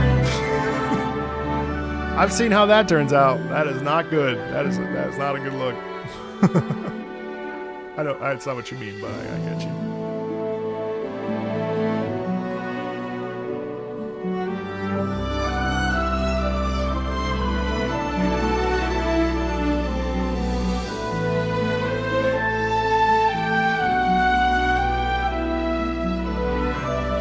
I just think it's such a nice little peaceful, playful, lovely, little charming, excellent. I mean, it's lovely. I think this is overlooked. This kind of sound is overlooked in games. I think people want like the edging of hardcore emotions. Hi Tara, how are you? You know, people want intensity all the time, and sometimes there's a beauty in pulling back in like this. Oh, Hugo's theme from Zenless Zone Zero, My Curse, My Fate. I've listened. Destin et Malédiction. I've heard this theme. I like to hear songs in French in video games, and this one is amazing performance. Hugo is a great character, by the way.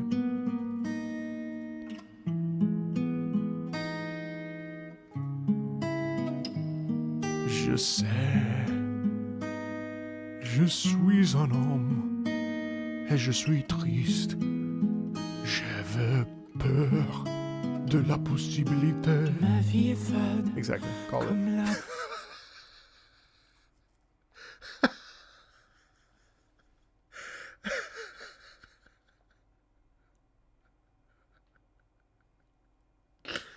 I fucking called it. Oh my god. Ma vie est fade comme la poussière. Poussière. Mon démon intérieur ne me laisse aucun répit. Les paroles malveillantes laissent les cicatrices profondes qui restent ouvertes. Que puis-je faire? I gotta look. I'll show Ma you. vie se résume à subir du mépris et à survivre dans la souffrance. So Pourquoi I just want to make one note. One note that the de porter le chapeau alors que je n'en suis pas fautif. Pourquoi est-ce que c'est moi? Est-ce moi? So we don't do that we do not do that in operatic singing. So if I were to sing this, de porter le chapeau alors que je ne suis pas fautif, pourquoi c'est à moi? That's what we would do. And the reason for that is the guttural de porter le chapeau alors que je... So it actually cuts the air off slightly, but also it's just not done that way because the legato line is the most important part of operatic singing. So de porter le chapeau alors que je ne suis pas fautif. And then also I'll point out something else. est-ce à moi de porter le chapeau alors que je ne suis pas fautif?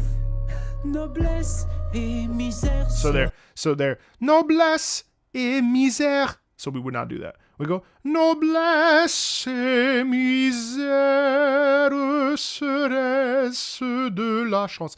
So we go, noblesse et misère serait-ce de la chance. So Reste de la chance. serait-ce de la chance. So he did the spoken way. Serait-ce de la chance. So no, serait-ce de la chance. That's how we normally you would speak it. Noblesse et misère serait-ce de... Serait-ce... What? Hold on. I love singing French, by the way. Noblesse et misère serait-ce de la chance. Serait-ce de la chance. So we basically live serait-ce de la chance, but we go serait-ce de la chance. So we actually, these things are called schwas. De, de. So here we would what's it called? We would, oh shit, I forgot this word. Basically, it's vocalic and harmonization. So you drop the noblesse, we would drop this E, carry it over to this, noblesse et misère. Well, you go, noblesse et misère serait-ce de la chance. That's how we would do it in an operatic way. Quel sera mon choix entre le chemin d'épines et celui de rose et au lancer de cette pièce, je céderai ou je résisterai. Si je ne suis que la marionnette de mon destin. It's weird that he says I'm a marionette of my own fate. Rôle dans cette intrigue où l'espoir est vain. Life or death, I own my fate. Life or death, own my fate. Nice structure. N'est que souffrance. Suis-je assez digne d'un bonheur et d'une chaleur éphémère? La vie m'amène les âmes. Don't you think it's more interesting to go et d'une chaleur éphémère? Wait, how does it go? Yeah. Et d'une chaleur éphémère. I actually think it's more interesting to do that because you carry over the vowel, but here he goes. Éphémère. We want to continue the legato line. Éphémère, la vie malmène les âmes avec véhémence. That's how we would do it operatically. M'amène les âmes avec véhémence. See there, say véhémence. It's much more interesting when we have the CES sound or the the final word there. Anyway. Parfois des pièces par clémence. Je ne devrais pas exister. Je ne devrais pas exister. It's beautiful. It's actually a lovely piece.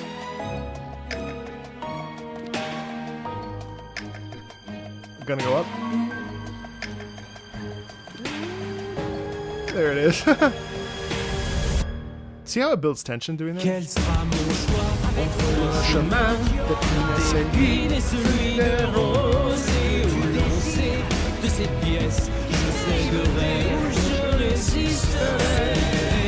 De ces fils, c'est qu'une utopie pour une marionnette. Ton cœur et le sang des rats vers l'homme d'abord de la nation. Je refuse d'entendre le son. Nice doubling there with the horns. Je veux que les pensées se tournent vers moi. Je crois en moi, je serai mon propre maître. Je m'en remets au destin, car il incarne ma volonté. Quel sera mon choix entre le chemin d'épine et celui de rose? Et où lancer de cette pièce? Je céderai ou je résiste. Tous ces préceptes prétentieux, je tournerai et déchirerai la page de mon choix. I love that. Celui de rose et lancer de ces pièces, je céderai ou je résiste. Mon destin se pliera. Because that's actually pretty straightforward. Volonté.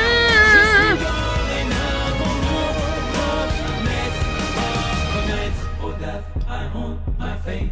Life or death, I set my fate. Yeah, it's nice. It's really nice. It's hey, what's up? What? It's a really fun track, but fairly straightforward. But that doesn't mean bad. It actually follows like a pretty straightforward sort of like arc. It doesn't deviate too harshly. It really is what it is. Dum da dee da da dee da dee da da dee da dee da da, and then over top we have this stuff, and then obviously it crescendos, pulls back, crescendos. I mean, it's a nice little ditty. It's really nice, really nice. All right, what time is it? 12:28. We're doing well. I do have a hard stop at 1:30, so we will get through this though. Fire Emblem Gaiden, The Arc of Dawn classic. One of my favorite tracks from the Gaiden. I never even heard of this. The Gaiden soundtrack. Let's check it out. Oh, we're talking old school.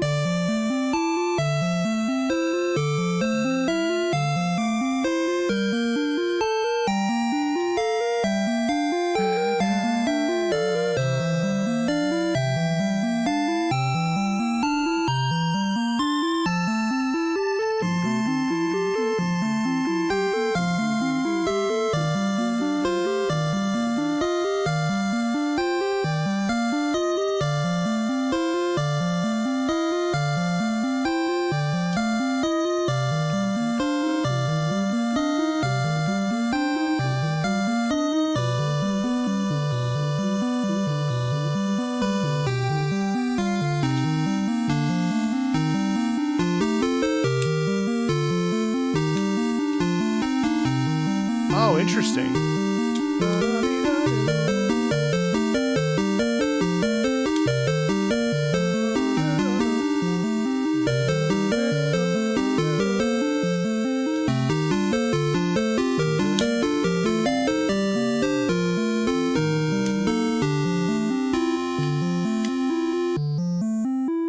I love that it's just the repetitive ostinato.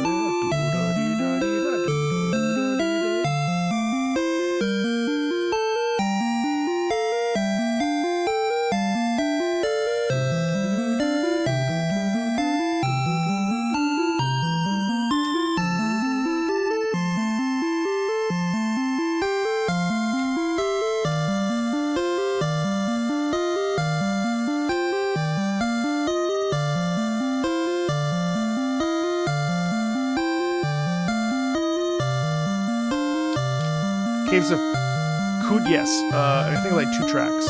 You can check on ! Song list.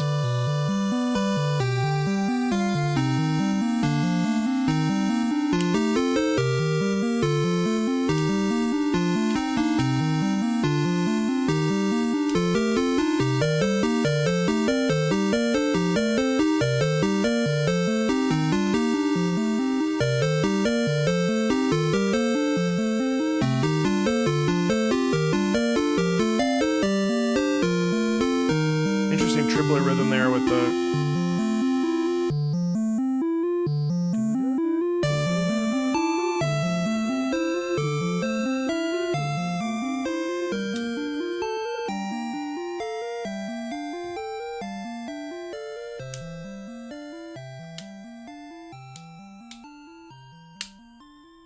huh. You know what makes me sad is that you play something like this and people there's a whole generation of people that this is old as fuck, and some people really can't understand how important like music is. Like this music is important. It's not just old. It's meaningful, and I'm not saying that's my favorite composition because I thought that kind of meandered a little bit, but overall, I just it's really important. Every time I play music from an old school game, I'll get people being like, why are you showing people this old stuff? It doesn't convince them that the video game music is cool. I'm like, oh, bro, see it there. I'm like, you don't understand, dude. Like this, what? Like this is important. This is important stuff. It seems silly. It's okay to be wrong. I agree. Sing for the Queen, which I just listened to with Kevin. This is a great little track, actually. I like this. I'm going to listen to it again. I'm excited for it.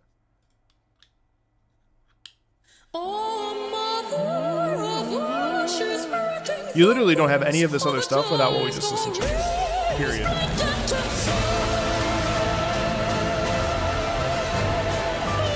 Nikkei's music goes hard as fuck, though.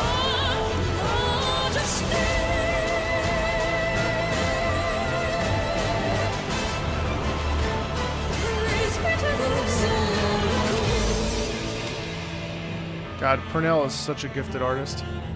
Hey, wait, what's happening? How come?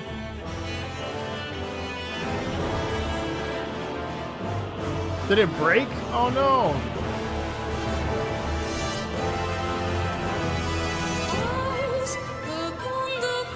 Oh, come on. Why does it do that?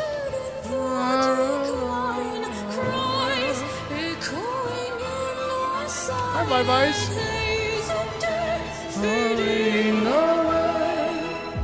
It says paused. Why? Hold on. I'm so sorry, guys. Give me 2 seconds. Let me open up a new window. New window.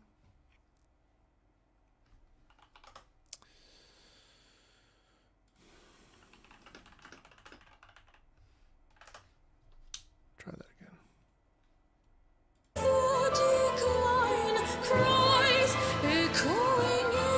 It says paused. Fuck.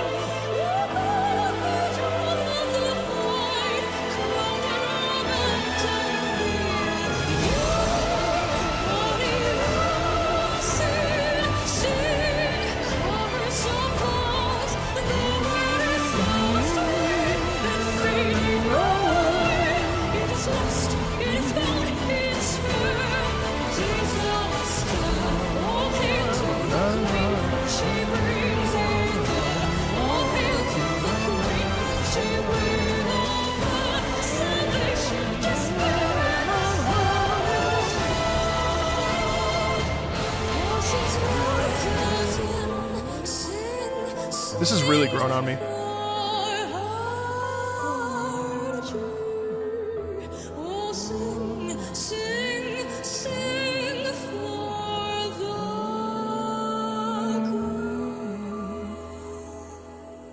Really grown on me, this song. The more I listen to this particular song, which I've listened to it 3 times now, the more I like it. It's lovely. Lovely.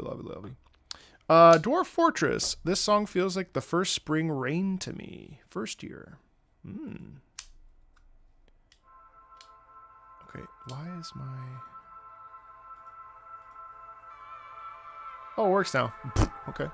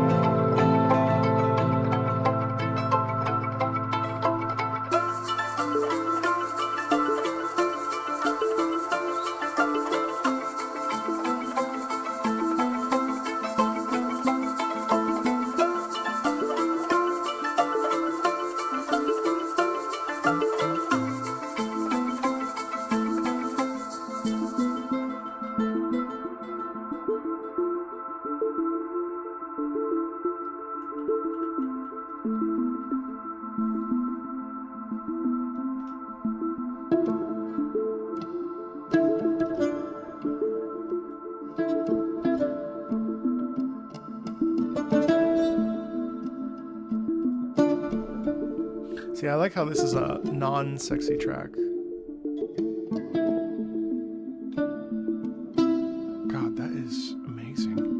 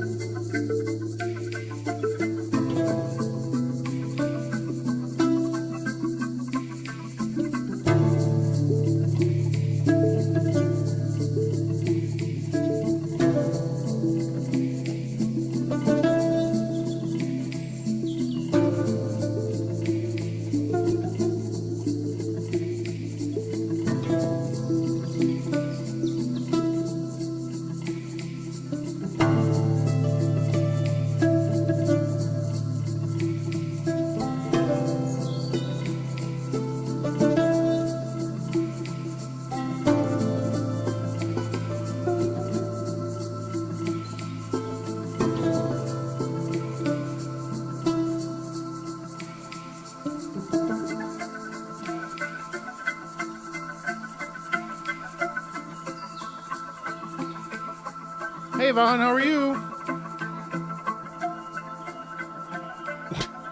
Hi, Fish King. Thank you.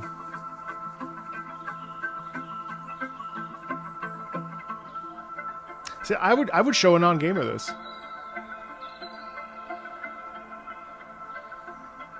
I find this incredibly unique. It's not sexy. It's not anything crazy. It's lovely. I love that track. Are you kidding? Conflict Global Storm. Thought it'd be fun to get you to listen to a theme that keeps building on itself. One of my childhood favorite songs. Cool. Main theme from Conflict Global Storm. It's super different. Sorry, I'm not laughing because it's funny, but it just caught me off guard.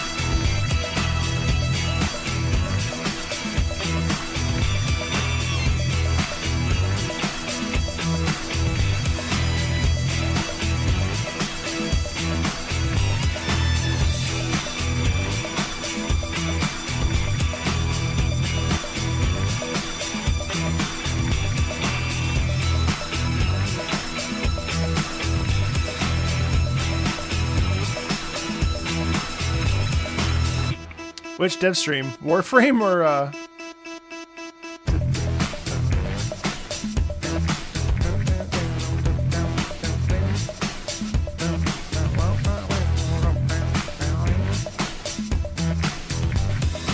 Warframe? Oh, I enjoy it. Yeah, dude, that was kind of a vibe. I gotta say, like, it doesn't necessarily expand and grow, but for a main theme, it was fun, really fun. I appreciated the synth very much, and I just thought, obviously, like, Conflict Global Storm, like, it just had very much like Cold War aesthetic, which was really fun to listen to. I enjoyed that, and it really just, yeah, you'll want to watch the dev stream. Some cool stuff today. Good old Alex Rowe, one of the best in the business when it comes to strong melodic writing. Grime 2 just came out, which he composed fully. I'll celebrate with one of his best pieces from the first game. Surrogate Vulture. I have not heard very much of this.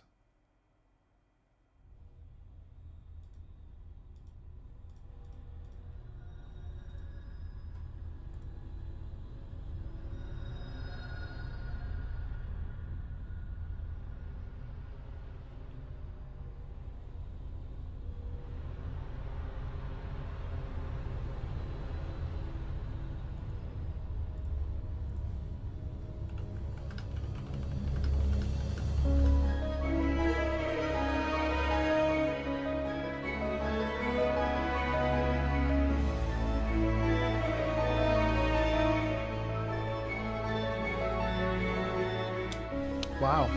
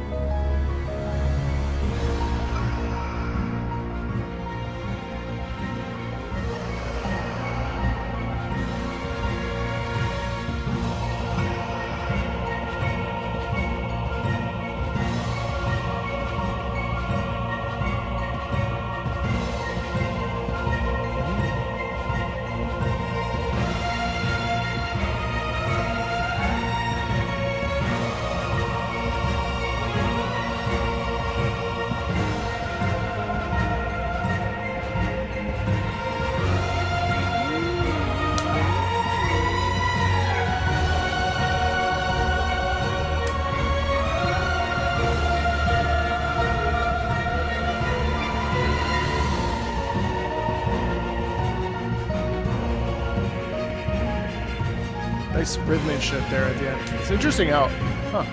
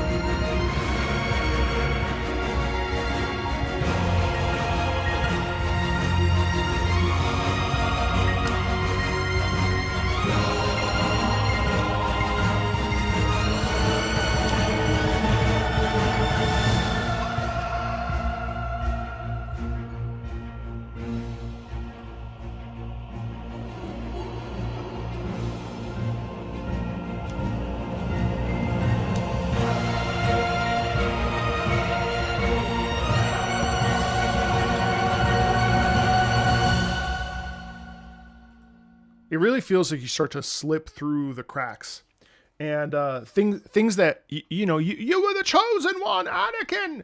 All that kind of fits in there a lot. It just feels like we kind of we start to rip away at the seams, and in the beginning it's like no, this isn't what I'm supposed to be, and then as time progresses, we kind of just strip away ourselves, and we become this version of ourselves that loses its way, which is really interesting.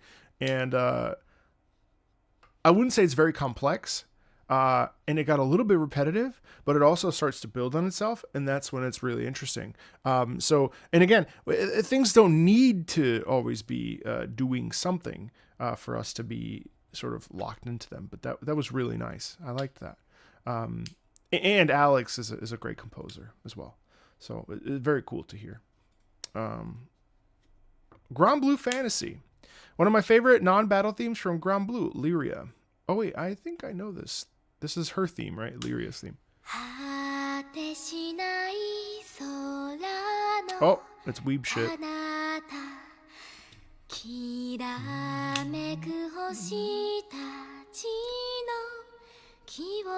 Do you think they're ever gonna fix? I don't think they're ever gonna fix. I don't think they're ever gonna fix this on Steam.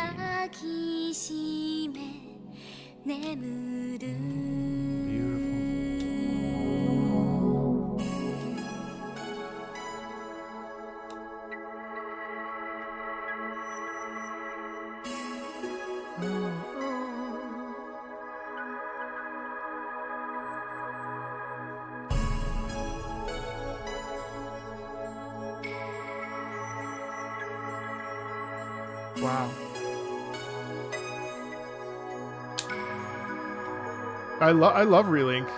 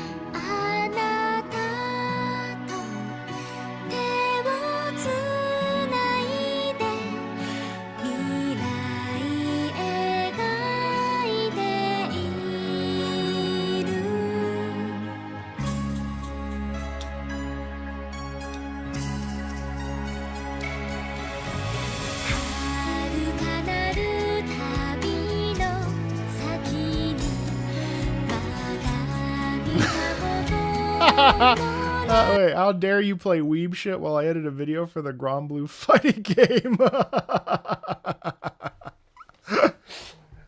You know what though? Versus is actually so much fun. I love Grand Blue. Grand Blue Fantasy, honestly, if it had like, I know it's a browser game, but if it had like an app, I would that would be it for me. I love Grand Blue. The world, the characters. I loved Grand Blue Fantasy Reeling so much. Now, I didn't do everything, but I loved it so much, and I'm excited for the expansion. I loved it so much that I even bought the manga.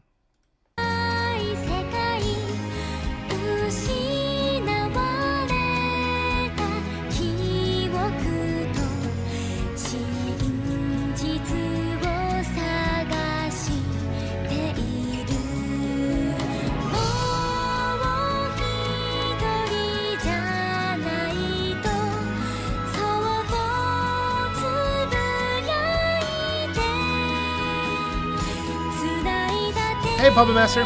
Also, Baron, that's good to know about Nikkei stuff. I'm going to do a Nikkei music video soon. I did, Timothy. I'm very excited. Can't wait for it to play. Can't wait to play in July.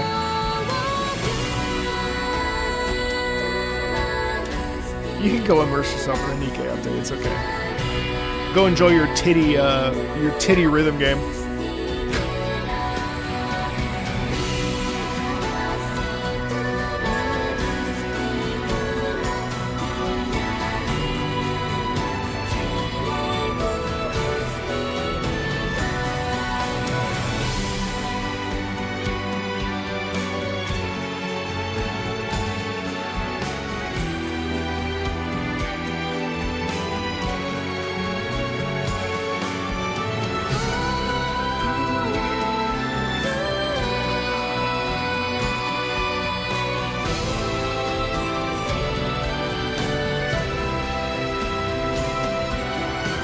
Oh, Infinity Nikki.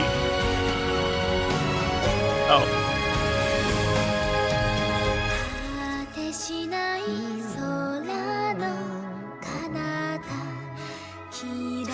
Hey, Zon, how are you? Yeah, we always have good recommendations.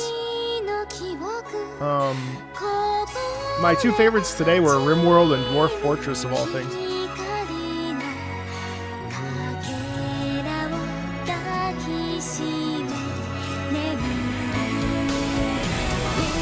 I love it though.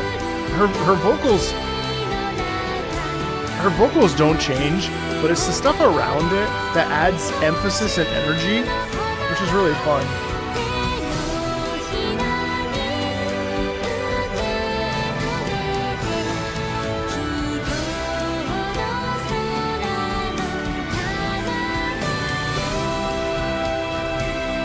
Yeah, that's lovely. Because Lyria as a character is like this, you know. She's tender and magical and you know, has like a really good will and optimism based on what I remember from her. It's just lovely. And I love that even though we can be quiet, we can still be powerful. We don't need to be loud to be powerful, you know, even though it does ramp up and stuff. Marco looks more spherical than usual. I can't tell if that's a compliment or offensive, but I accept it either way. Wild Arms, Alter Code F, War Demon, one of my favorite themes from a JRPG set in a Western I've been wanting to play Wild Arms. I've never finished it, or I never started it. I started the first 5 minutes. The demons are a race that planned to take over Philagaia, and Boomerang was known as the Executioner. A great piece with some, you wrote piece, P-E-A-C-E, which is really funny. A great piece. A great piece with some fun trumpets and almost clapping like sounds at the beginning really gets you into it. Let's listen. Yeah, that's amazing because it has JRPG sensibilities. It's great.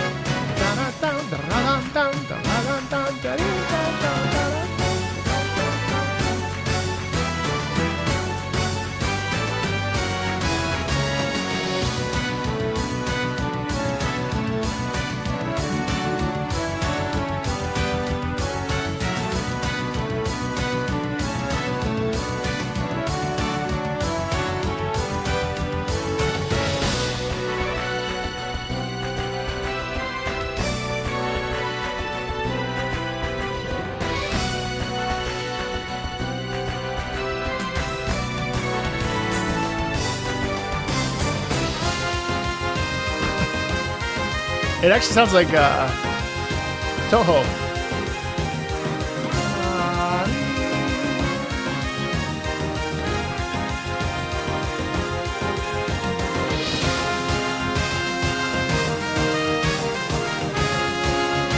It loops? Okay.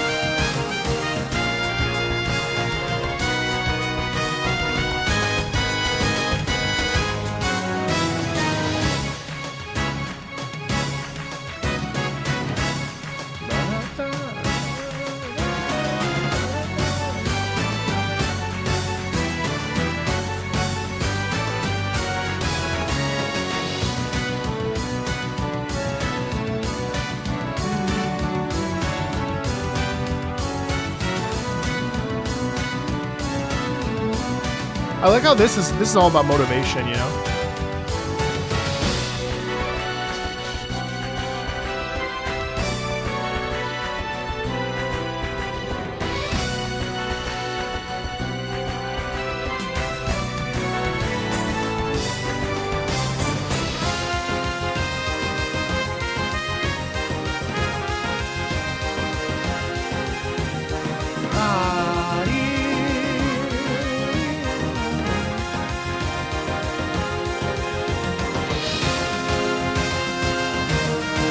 I love how powerful that is.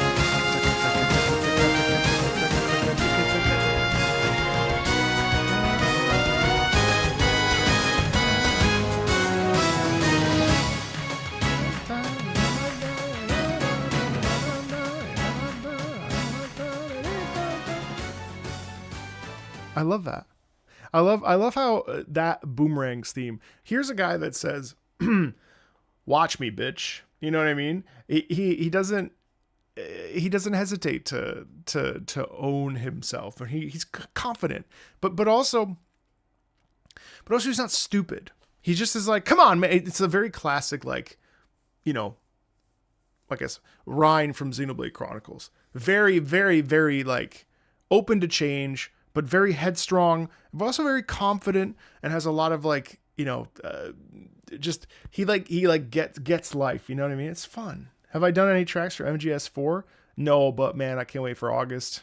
I really liked that theme. That was fun. Really fun. We'll keep in this era. A Romancing Saga 2, Battle of the Seven Heroes. A beautiful arrangement of one of the best Saga boss themes. The Seven Heroes were renowned for saving the world time and time again, until they were horribly betrayed by the very people they saved for years. Once they found a way back from being banished for crimes they didn't commit, they swore to return with a vengeance. Wasn't sure to give you the remake version or arranged, but both are really cool, so I hope you enjoy them. So this is Battle of the Seven Heroes, arranged.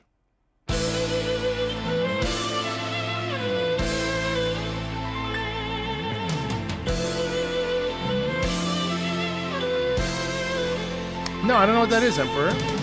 Yeah, I like that one a lot. Thank you.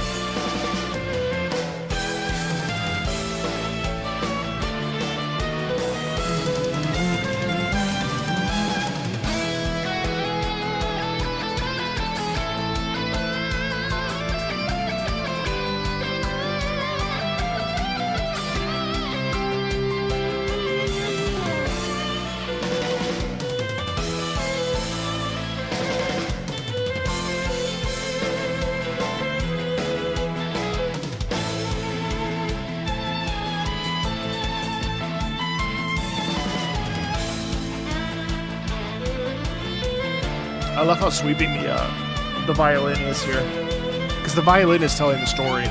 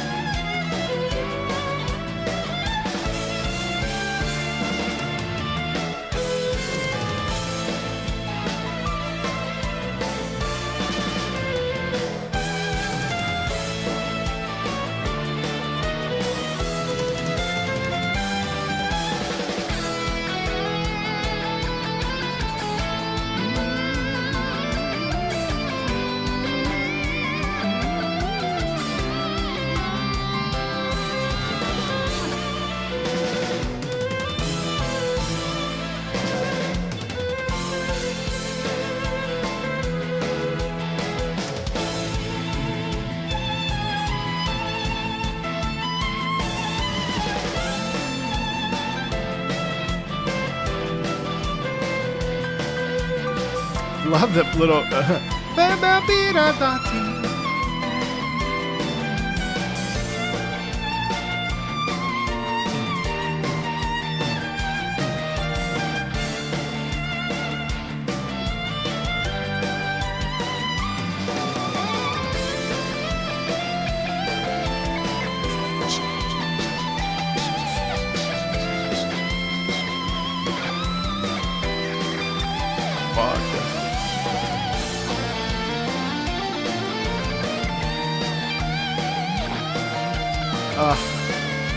What a sick sound, bro.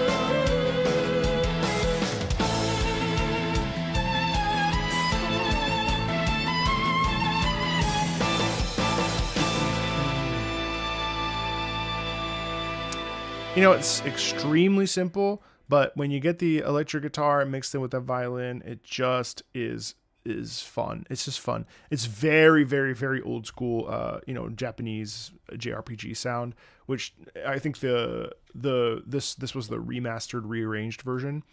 I don't know, man. That just scratches my brain in a way that just works for me. Yeah, it's fun. Yeah, please do recommend more Wild Arms. I really want to play it. Kind of like Breath of Fire. That's another one I want to play too. Mother, Axelay. Stage 3 theme. The scenery in the stage appears to be an unimaginably large megalopolis mixed with the occasional barren Mars-like surface. Okay.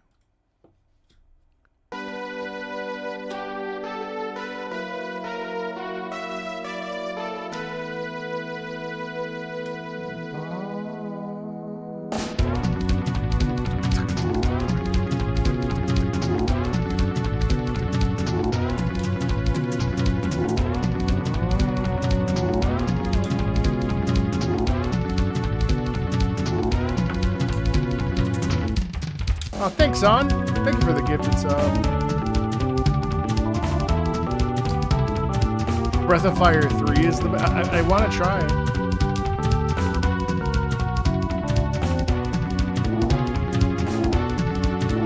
Okay.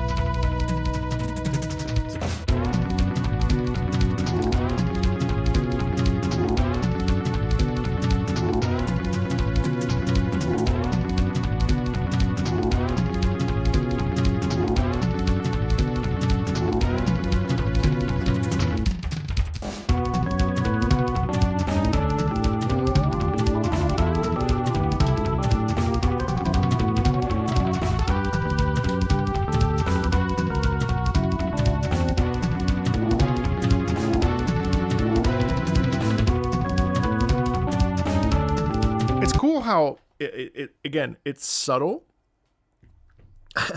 I love the percussion in that so much because that's where the real tension comes in. But then I also love like ba dee da dee da da yee da.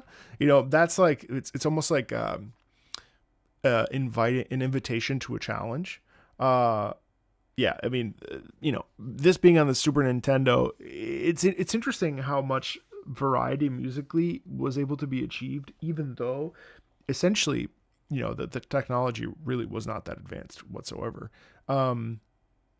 It's a fun track. I mean, it's just interesting. You know, you kind of get a sense of the cityscape with that. You know what I mean? Hi, baby. You know, yeah, this one would have been a cool one to show a drummer for sure. Yeah, it's fine. Sometimes I like this old sound and sometimes I don't. It just depends. It's obviously it's very, I think it's pretty impressive that this is, I'm pretty sure this is done what on a keyboard, right, chat? It's like, everything is done on MIDI, right? On a keyboard. Warhammer 40k Rogue Trader, The Empyrean Beckons. I've only ever encountered this particular song on the Void ship, always when I'm dealing with a warp encounter. Yes, I've heard this track.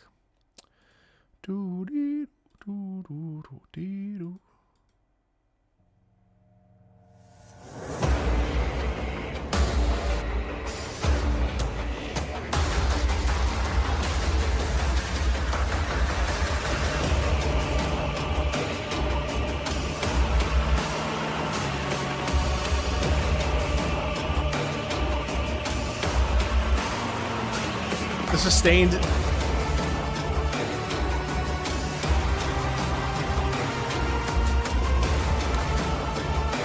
Your beard looks majestic. Is it real or can you pull on it? It's real. No, I won't pull on it. I like how this sounds distorted almost.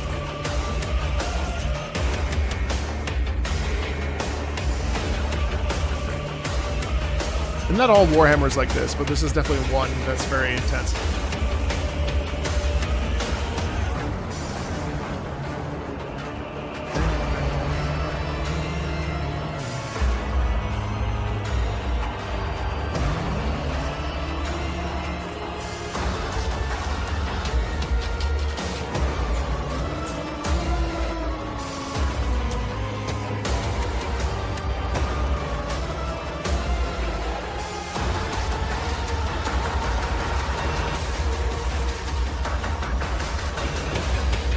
Cool.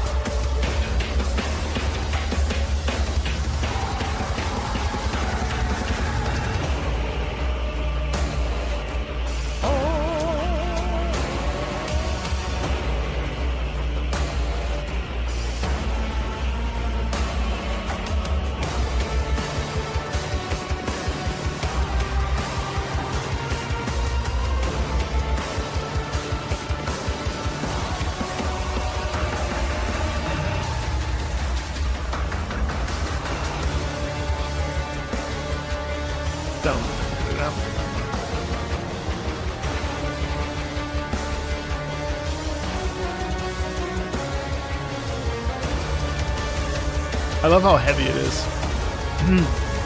It really feels like sinking into the abyss, right?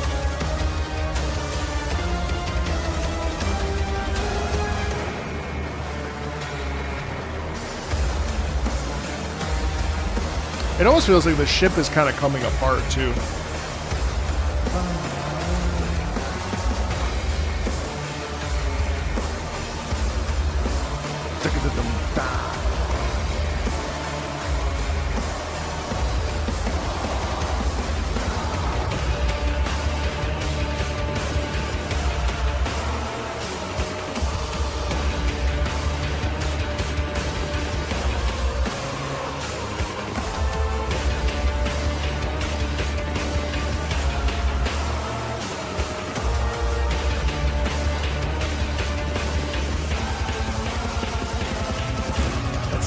That's another really great drumming piece. But you know what's interesting?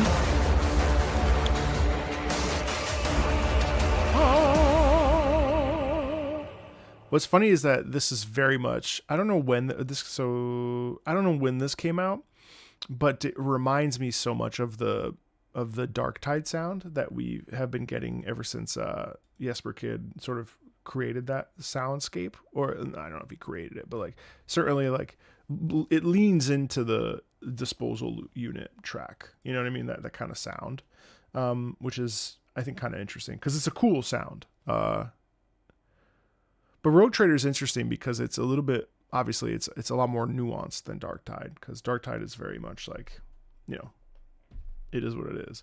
But yeah, it's cool. Rogue Trader is a cool game. I wish I could sit down and really lock in, but I always want to. I actually liked, when it came out, I actually liked Rogue Trader much more than Baldur's Gate 3. But I just, CRPGs, they just don't, it takes me a long time to get locked in. RuneScape Harmony, one of the original songs played in the main opening area of the game, Loombridge orchestrated. Nice.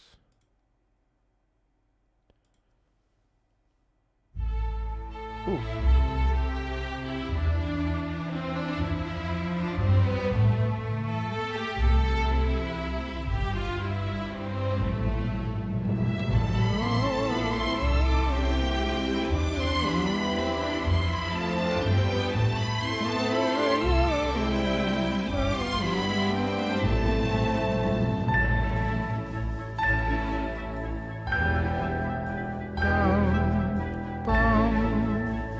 It's like a clock tower.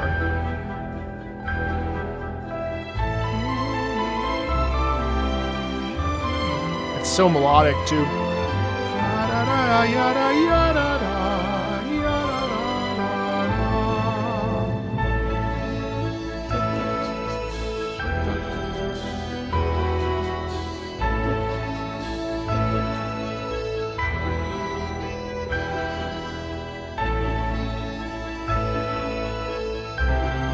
I also love how present and forward the piano is in the mix.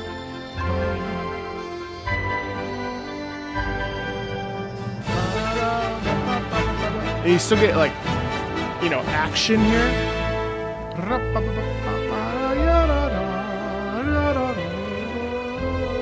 It kind of repeats itself, but the melody is so singable and so melodic that it's really nice. And imagine listening to this over and over and over and over. It would become ingrained in you, which is really lovely.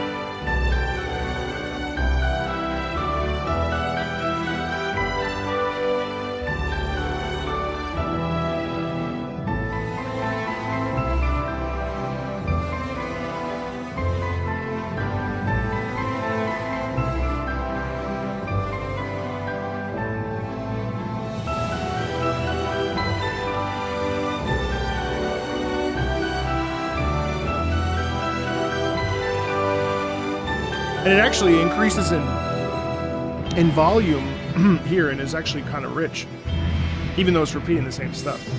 Is RuneScape good or fun? I mean, people lose thousands of hours to RuneScape, yeah. So, I mean, yes, I would say so. Interesting, muting the trumpets, I believe. I might actually, that's actually the, yeah. I think the brass, all the brass was muted.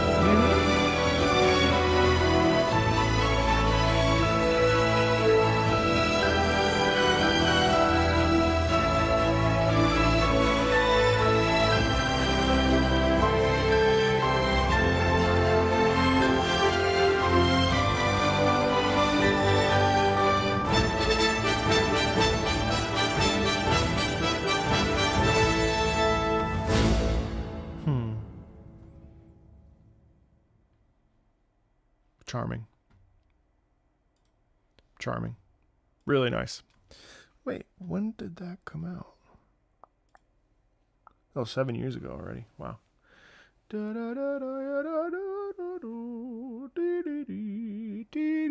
see what I mean? We're already singing it, and that was the first time I've ever heard that piece. There's something about repeating a lilt that just works. It's beautifully. Big Dirk energy. Papa, let's do that. Popa from Screamer.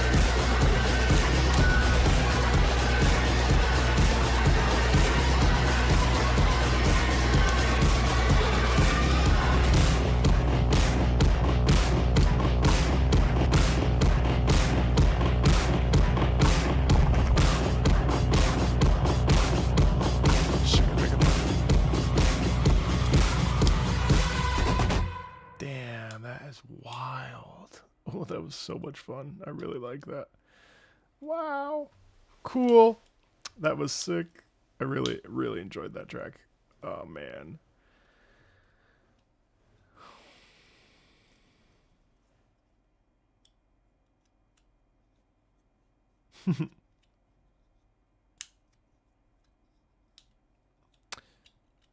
Fight against a rather intimidating and very strong opponent. Said opponent receives commands through a pager, which can be heard throughout the track. The song intensifies halfway through as an ally comes in to our aid to help fight the boss. The shoe is now on the other foot, and rather than us fighting for our lives, the boss is fighting to survive. I like how she said how said details were represented through the music. Canto 9, Boss 4. Church dubstep. All right, you have my attention. All right, Tatsu, bring us home.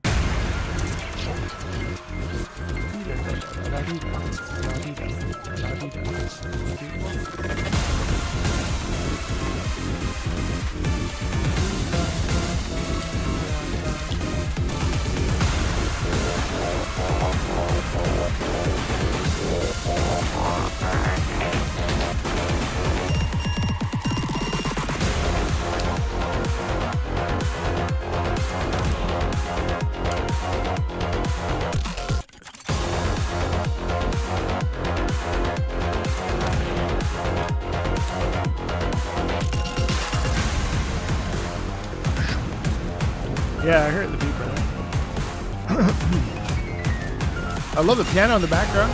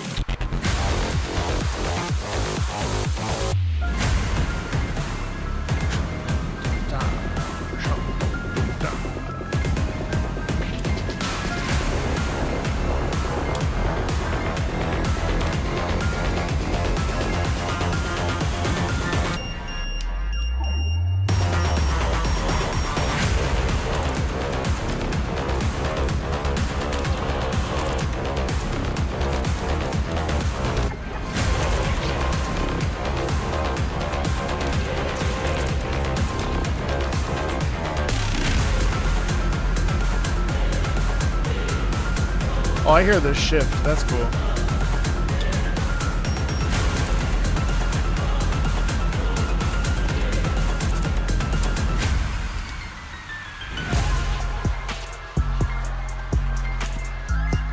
Ooh.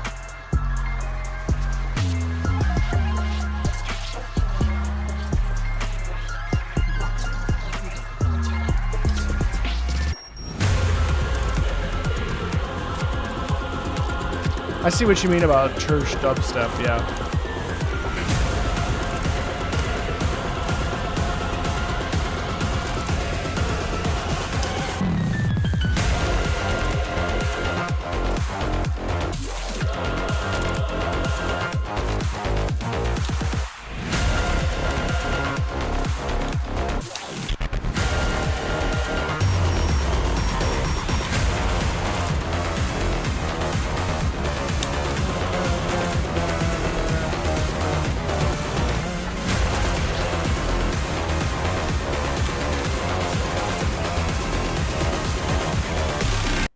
Oh, yeah, I know that happens.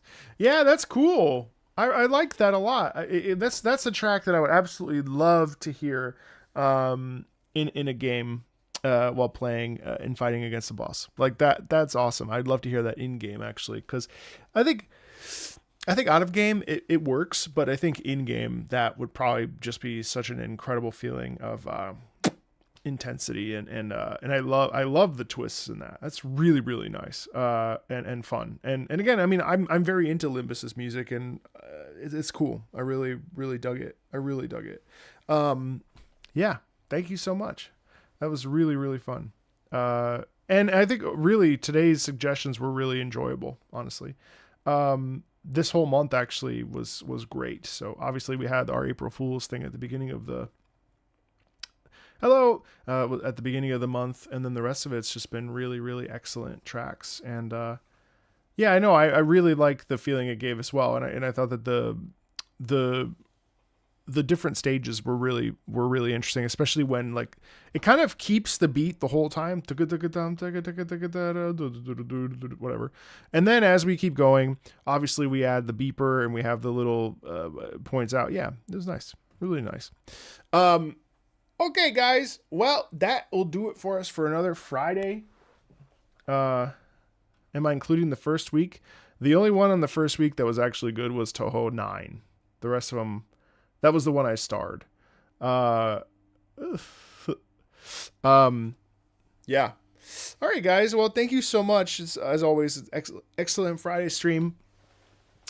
We may have to push these streams to a different day in the week.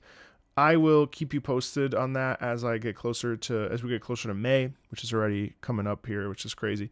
It won't be an issue until the back half of the month. But yeah, this was really nice. Lots of fun pieces of music to listen to, as always. Monday, I think at 1 p.m., I'll be starting Ocarina of Time. It'll be a very slow playthrough and probably a prolonged playthrough. It won't be every day.